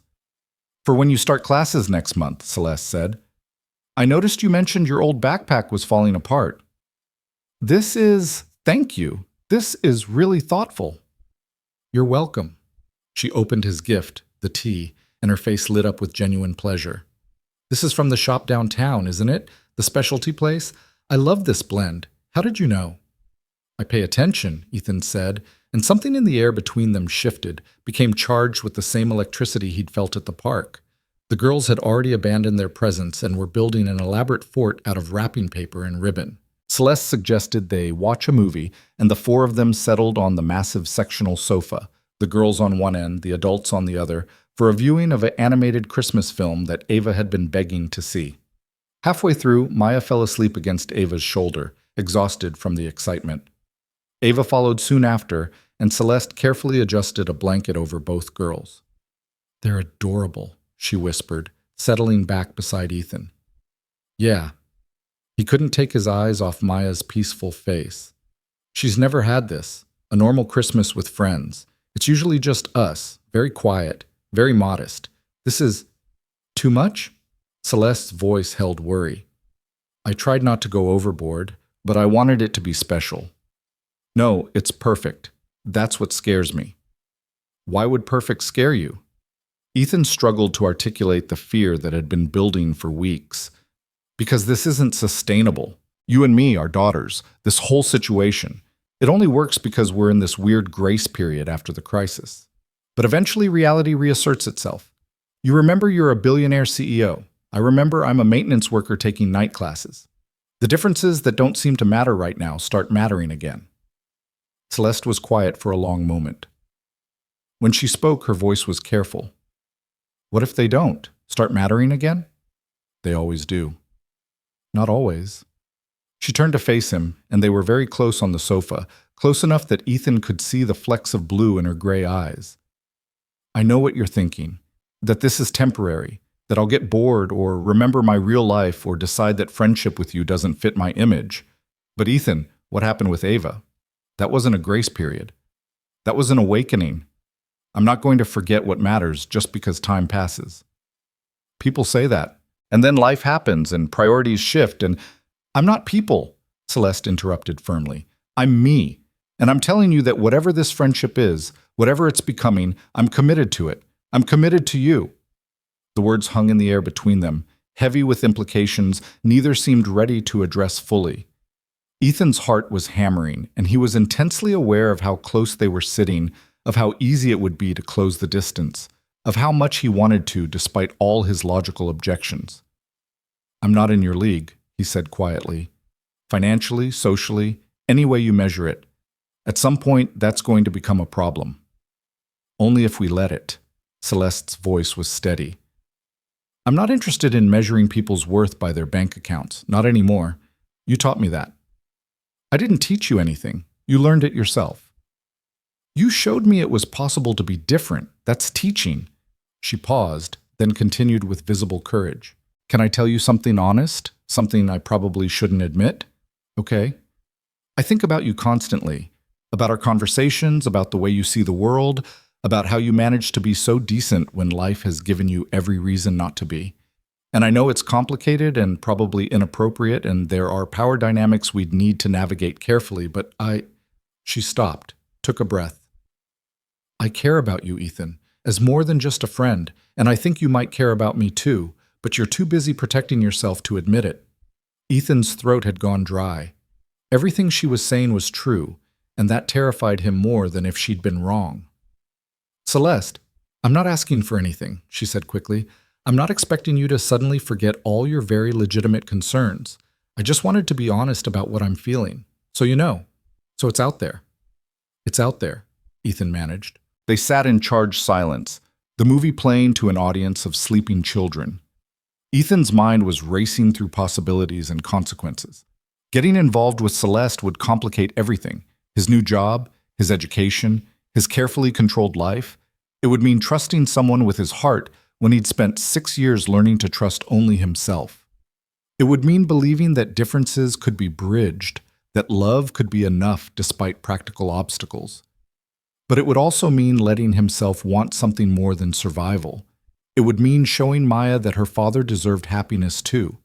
It would mean taking a chance on the woman who'd helped give him back his future. "I do care about you," he heard himself say. "More than I should. More than is probably smart. But I'm terrified of messing this up. For me, for Maya, for you and Ava. What if we try this and it doesn't work? We've built something good for our daughters. I can't risk destroying that. So we'll be careful. We'll go slow. We'll make sure the girls' friendship is protected regardless of what happens between us." Celeste reached out and took his hand, and the contact felt momentous. "But Ethan, we can't spend our lives afraid of what might go wrong. Sometimes you have to believe that things might go right." Her hand was warm in his, small and capable, and Ethan realized that at some point in the past 3 months, Celeste Harrington had stopped being the cruel CEO from that October morning and had become just Celeste. Someone who laughed at her own cooking disasters, who cried when she was scared, who was trying desperately to be better than she'd been. Someone real. "Okay," he said. "Okay? Okay, we'll try. Carefully, slowly, with our daughter's well-being as the top priority." Ethan squeezed her hand. "But if at any point this starts feeling wrong or dangerous for them, we stop. Agreed?" "Agreed." Celeste's smile was radiant. "Thank you for taking a chance on me. Thank you for being worth the chance." They sat like that, hands clasped, until the movie ended and the girls began to stir. Nothing had fundamentally changed. They were still who they'd always been, with all the complications that entailed. But something had shifted into possibility, and that was enough for now. The rest of Christmas Day passed in comfortable domesticity. They made lunch together, grilled cheese and tomato soup because Ava insisted it was her favorite Christmas meal. The girls played with their new art supplies while the adults talked about Ethan's upcoming semester and Celeste's plans for a single-parent support initiative at Alderstone. As evening approached, Celeste suggested they drive the charity presents to the children's hospital together. "Ava and I do this every year," she explained. "It's important to her that kids who are stuck in the hospital on Christmas still get presents. After everything she went through, she understands what that's like." The 4 of them loaded boxes into Celeste's Mercedes, the same car she'd driven to find Ethan at the warehouse, though it felt like years ago rather than weeks. At the hospital, they delivered the presents to the pediatric wing, and Ethan watched Ava carefully arrange toys in the play area while Maya helped distribute books to the nurses' station. They were almost finished when Ethan saw a familiar face. Dr. Morrison, Maya's cardiologist, was reviewing charts at the nurses' station. "Mr. Cross and Maya, what brings you here on Christmas?" "Delivering presents," Maya explained proudly, "for kids who have to be in the hospital." Dr. Morrison's expression softened. "That's wonderful." She noticed Celeste and Ava, and recognition flickered across her face. "And you must be the Harringtons. I heard about what happened. I'm glad to see you're doing well, Ava." "I'm all better now," Ava said. "The doctors fixed me." "That's what we like to hear." Dr. Morrison looked between the two families with obvious curiosity but professional discretion. "It's good to see you all together. Merry Christmas." As they walked back to the car, Maya tugged Ethan's hand. "Daddy, can I ask you something?" "Always, baby." "Are you and Ms. Celeste going to get married?" Ethan nearly choked. Beside him, Celeste made a strangled sound that might have been laughter. "What makes you ask that?" "Because you look at each other the way people do in movies, before they get married." Maya's voice was matter of fact. "And because I heard you talking on the couch when you thought we were asleep, about caring about each other. You were eavesdropping, Ethan said, trying for stern and failing. A little bit. So are you? Ethan glanced at Celeste, who looked equally panicked and amused. We're friends, Maya. Good friends. And maybe someday that might become something more. But right now we're just figuring things out, Celeste finished. Grown-up relationships are complicated. If you do get married, can Ava be my sister? Maya asked. Because I've always wanted a sister. Me too, Ava chimed in. We could share a room and stay up late telling stories and it would be perfect. The adults exchanged helpless looks over the girls' heads. Let's not plan the wedding just yet, Ethan managed. We're taking things slow. Okay, Maya said, clearly unconvinced. But when you stop taking things slow, can we at least have a say in the wedding cake flavor? That night, back at their apartment, Ethan tucked Maya into bed and braced himself for more questions. But she just hugged him tight and said, Today was the best Christmas ever, Daddy. Thank you. You're welcome, baby. I'm glad you had fun. I really like them. Celeste and Ava. I hope we get to keep them. Me too, Ethan admitted. Me too. After Maya was asleep, Ethan sat in his small living room and thought about how much his life had changed in 3 months. In October, he'd been invisible, struggling, certain that survival was the best he could hope for. Now he had a real job with benefits. He was going back to school, his daughter had a best friend, and he'd somehow ended up in a tentative relationship with a woman who was so far out of his league it should have been laughable. Except it wasn't laughable. It was terrifying and exhilarating and real. His phone buzzed with a text from Celeste. Thank you for today, for trusting me with this, for letting me be part of your Christmas. It meant everything. Ethan typed back, Thank you for making it magical, for Maya and for me. I'm scared of what comes next, but I'm willing to find out. Her response came quickly. Scared is okay. Scared means it matters. Sweet dreams, Ethan. He fell asleep on his pull-out couch thinking about possibility, about second chances, about how sometimes the worst moments could become catalysts for the best changes. Spring semester started in January with a brutality that Ethan had forgotten was possible. Thermodynamics and materials science were both harder than he remembered, and trying to balance coursework with his job and parenting left him perpetually exhausted. He fell asleep over textbooks, missed social cues because his brain was stuck solving problems, and lived on a diet of coffee and determination. But he was doing it. Week by week, assignment by assignment, he was actually doing it. Celeste helped in ways both large and small. She connected him with a tutor for thermodynamics when he started struggling. She accidentally ordered too much takeout and dropped it by his apartment on nights when she knew he was drowning in homework. She took both girls for entire Saturdays so Ethan could study uninterrupted, and she never made him feel like he owed her for any of it. They were careful about their developing relationship, aware that 2 single parents dating came with complications that required delicate handling. But slowly, cautiously, they built something real. Coffee dates while the girls were at school. Long phone conversations after Maya was asleep. Stolen moments of hand-holding and soft kisses that felt precious because they were chosen rather than rushed into. By March, Ethan had aced his first round of midterms and was starting to believe he might actually finish his degree. By April, the girls' friendship had solidified into the kind of bond that would last decades. By May, Celeste had launched the single-parent support program at Alderstone, subsidized childcare, flexible scheduling, emergency leave policies, and 3 other Columbus companies had announced similar initiatives. The world was changing in small but meaningful ways, and Ethan was changing with it. One Saturday, in early June, 6 months after that October morning when Celeste had yelled at him over an elevator, Ethan found himself back at St. Vincent's Hospital for Maya's regular cardiology checkup. Dr. Morrison did her examination, checked all the numbers, and delivered the news with a smile. Everything looks perfect. Her heart function is excellent. Her growth is on track, and I'm comfortable extending her appointments to annual checkups instead of every 6 months. She's doing remarkably well. Maya beamed. Ethan felt tears prick his eyes and blinked them away quickly. Annual. That's really good?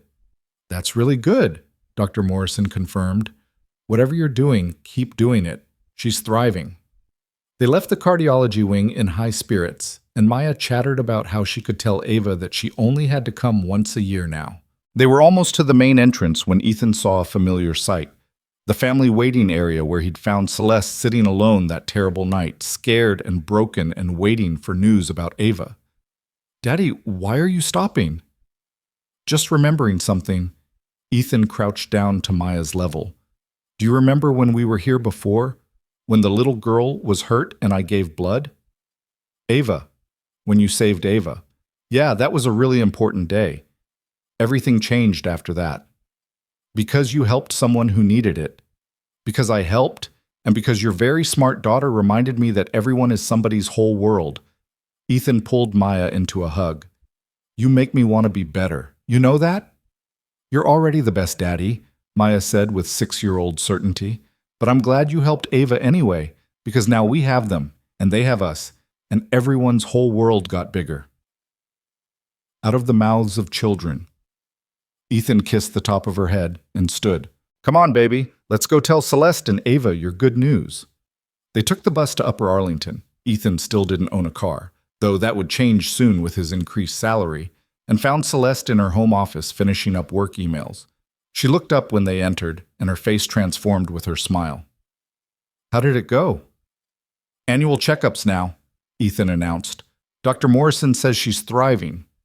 "Oh, that's wonderful." Celeste crossed the room and pulled Maya into a hug, then reached for Ethan. He went willingly, and the three of them stood there in a tangle of relief and joy. When Celeste pulled back, there were tears on her cheeks. "Happy tears," she clarified. "I'm so happy for you both." "Where's Ava?" Maya asked. "In her room, probably creating another fantasy kingdom. Go find her." Maya ran off, and Celeste turned to Ethan with an expression he'd learned to recognize. She had something important to say and was working up the courage. "What is it?" he asked gently. "I've been thinking about something, and I want to run it by you before I do anything because it affects both of us." She took his hand. "My company is building a new facility, a research and development center for engineering innovation. It's going to need a full team, including entry-level engineers for when it opens in 2 years." "Okay. I want you to consider applying for one of those positions when you graduate. Not because of me, not because you feel obligated, but because you'd be genuinely qualified, and I think you'd be brilliant at it." She rushed on before he could interrupt. "I already talked to HR about conflict of interest policies. If we're in a relationship, you wouldn't report to me directly, and all hiring decisions would go through a blind review process. It would be completely legitimate." Ethan's mind was spinning. "You want me to work for you?" "I want you to work at a company that values you. That happens to be mine, but the job would be yours on merit." Celeste's voice was earnest. "But I wanted to ask first, because I know how important independence is to you, and I don't ever want you to feel like I'm trying to control your future. You're offering me a career because you believe I can do it." "Yes." "And you've already set up safeguards to make sure it's fair." "Yes." Ethan thought about it for approximately 10 seconds. "I'd be honored to apply. Thank you for thinking of me." Celeste's relief was visible. "Really? You're not upset?" "Why would I be upset? You're helping me build the career I always wanted. That's—" He stopped, overwhelmed. "That's everything, Celeste." She kissed him then, soft and sweet and full of promise. When they broke apart, they were both smiling. "I love you," Celeste said, and it was the first time either of them had said it out loud. "I probably shouldn't. It's probably too soon, but I do. I love you, Ethan Cross." "I love you too," he said, and felt the truth of it settle into his bones. "Even though you're terrifying and wealthy and completely out of my league." "Stop saying that. We're in the same league, the league of people who are trying their best and figuring it out as they go." "That's a terrible league name." "Fine. The league of people who found each other when they needed it most and decided to be brave enough to see where it led." "Better." They stood in her office, wrapped in each other, and Ethan thought about that October morning. How he'd swallowed his pride and cleaned floors and accepted humiliation because he had a daughter to feed. How Celeste had been cold and cruel because she'd forgotten that power came with responsibility.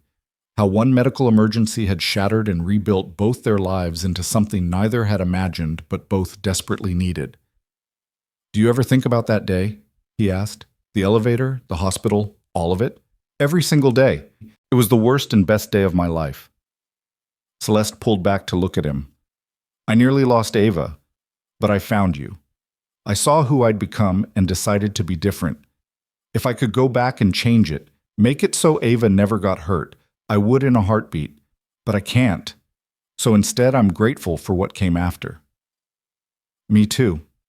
Upstairs, they heard the girls laughing. Ethan and Celeste went up to find them in Ava's room, once again building elaborate worlds out of paper and imagination. They were planning a summer, beach trips and art camps and sleepovers, and all the normal childhood joy that both of them deserved after their separate brushes with fragility. That evening, Celeste insisted on making dinner for all of them. She was a terrible cook, something Ethan had learned over the past months, but she was trying, and the gesture mattered more than the slightly burned pasta. They ate together at the kitchen table, the four of them, and it felt like family in a way that made Ethan's chest ache. After dinner, while the girls watched a movie, Celeste pulled out her laptop. I want to show you something. The mock-ups for the Parent Support Initiative website just came in. She opened a page that featured photos of diverse families, single parents, working mothers, fathers juggling childcare and careers. The text talked about dignity, support, and corporate responsibility. At the bottom was a quote, "We build strong companies by supporting the people who build them." It's perfect, Ethan said. There's more. Celeste clicked to another page, a testimonials section. We interviewed some of the employees about how the new policies have impacted them. I wanted to ask if you'd be willing to share your story. Nothing you're uncomfortable with, just what it meant to you to have benefits and security. Ethan read through the other testimonials. Single mothers talking about affordable childcare. Older workers describing the relief of healthcare coverage. One man whose daughter had required emergency surgery and who hadn't had to choose between her health and his rent. I'll do it, Ethan said. If it helps other people, I'll absolutely do it. Thank you.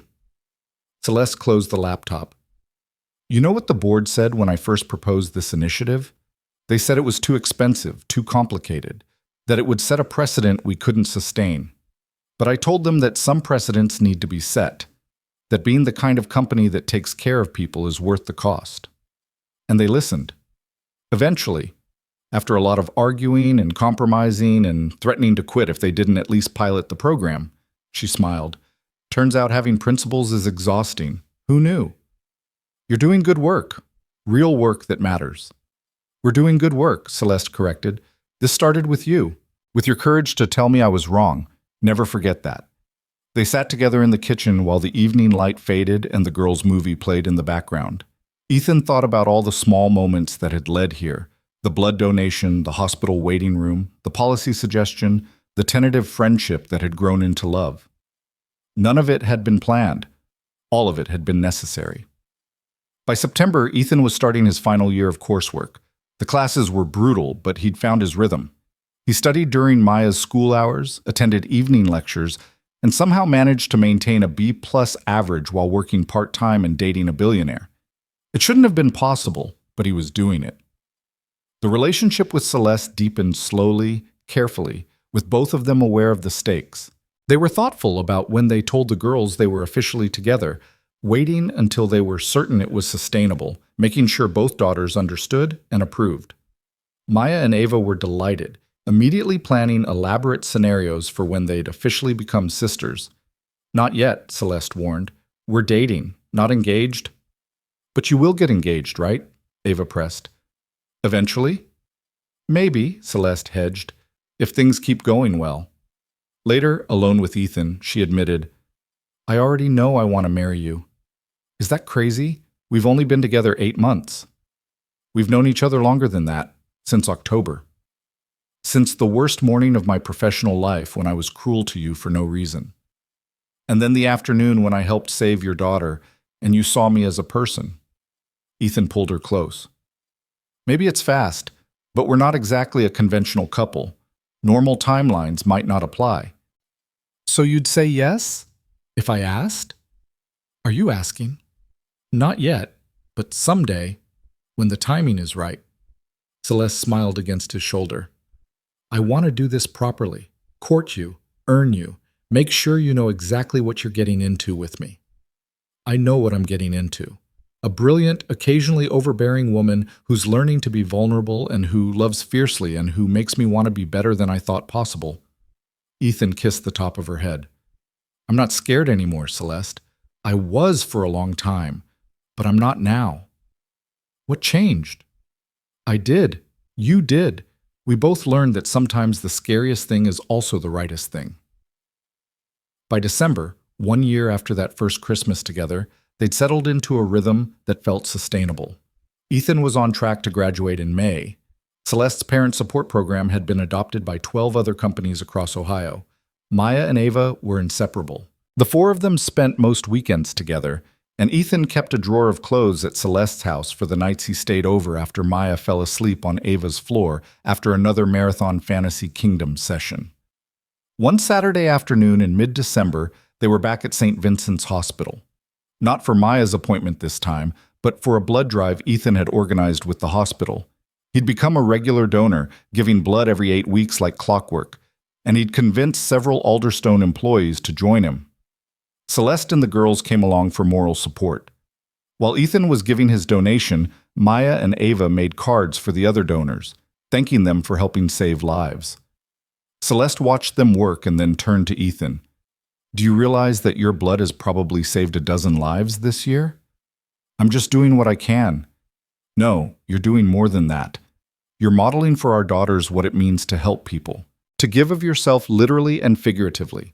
She took his free hand. You make me want to be that kind of person too. You already are. I'm trying. Every day I'm trying. After the blood drive, they all went to dinner at the restaurant where Ethan and Maya used to get soup on special occasions. It had been their splurge meal back when money was impossibly tight. Now they could afford fancier places, but Maya had requested this one specifically. This is where we came after you saved Ava, she explained to Celeste and Ava. Daddy was really tired and I was worried about him, but he said the soup would make everything better. Did it? Ava asked. Yeah. And he was right. Everything did get better. Maya looked around the table at her family. Traditional or not, that's what they were. Everything got so much better. That night, after dropping the girls at Celeste's house for a sleepover, Mrs. Chen had agreed to supervise. Celeste drove Ethan to a quiet overlook with a view of downtown Columbus. The city sparkled below them, December cold but clear. I have something to ask you, Celeste said, and her voice was shaking slightly. And I'm terrified you'll say no, but I'm more terrified of not asking. Ethan's heart started pounding. Okay, we've been together for a year. We've been in each other's lives for 14 months. And I know that's not a long time by conventional standards. But Ethan, I've never been more certain of anything in my life. She reached into her jacket and pulled out a small velvet box. I want to build a life with you. I want to combine our families officially. I want Maya and Ava to be sisters, and I want you to be my partner in everything. She opened the box. Inside was a simple platinum band, elegant but understated, exactly Ethan's style. Ethan Cross, will you marry me? Ethan stared at the ring, at Celeste's nervous face, at the city spread out below them. He thought about that October morning when he'd been invisible and exhausted and certain his life would never be more than survival. He thought about giving blood, about catching a falling child, about one moment of basic human decency that had cascaded into everything good that came after. Yes, he said, and watched joy transform Celeste's expression. Absolutely yes. She slid the ring onto his finger. It fit perfectly because, of course, she'd somehow figured out his size. And then she was kissing him and crying and laughing all at once. I love you so much, she said between kisses. Thank you for taking a chance on me. Thank you for seeing past who I was to who I could be. Thank you for the same thing, Ethan said, for seeing me when I was invisible. They sat in the car overlooking the city for a long time, planning and dreaming and figuring out how to tell their daughters that they were officially going to be a family.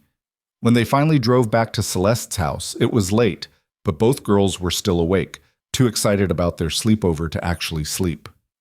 Girls, come here, Celeste called. We have something to tell you. Maya and Ava appeared, suspicious and curious. They looked at the adults' joined hands, at the rings, and their faces went through a rapid evolution of emotions before landing on pure joy. "You're getting married," Ava shrieked. "We're going to be sisters," Maya added. The girls launched themselves at the adults in a tangle of hugs and excitement. Mrs. Chen emerged from the kitchen where she'd apparently been listening, and she was crying happy tears and hugging everyone. "I knew it," she said to Ethan. "From the moment you told me about saving that little girl, I knew something big was starting. You deserve this happiness, Ethan Cross. You deserve all of it." That night, after the excitement had calmed and the girls were finally asleep, Ethan found himself back in Celeste's kitchen, the same kitchen where they'd first really talked, where she'd apologized and he'd suggested policy changes that had altered hundreds of lives. "It started here," Celeste said, reading his thoughts.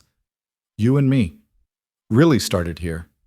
No, it started in a hospital hallway when I caught your daughter, or maybe in a lobby when you yelled at me, or maybe the moment I decided to give blood even though I was exhausted." Ethan pulled her close. "Or maybe it was always going to happen, and we just needed the circumstances to find each other." "I like that version." "Me too." They stood together in the quiet house, two people who'd been broken and scared and who'd somehow found each other in the midst of crisis. Who'd chosen to be brave. Who'd built something real out of pain and grace and the simple act of helping when help was needed. 5 months later, Ethan walked across the stage at Ohio State University to receive his mechanical engineering degree. Maya sat in the front row with Celeste and Ava, all three of them cheering loud enough to embarrass him.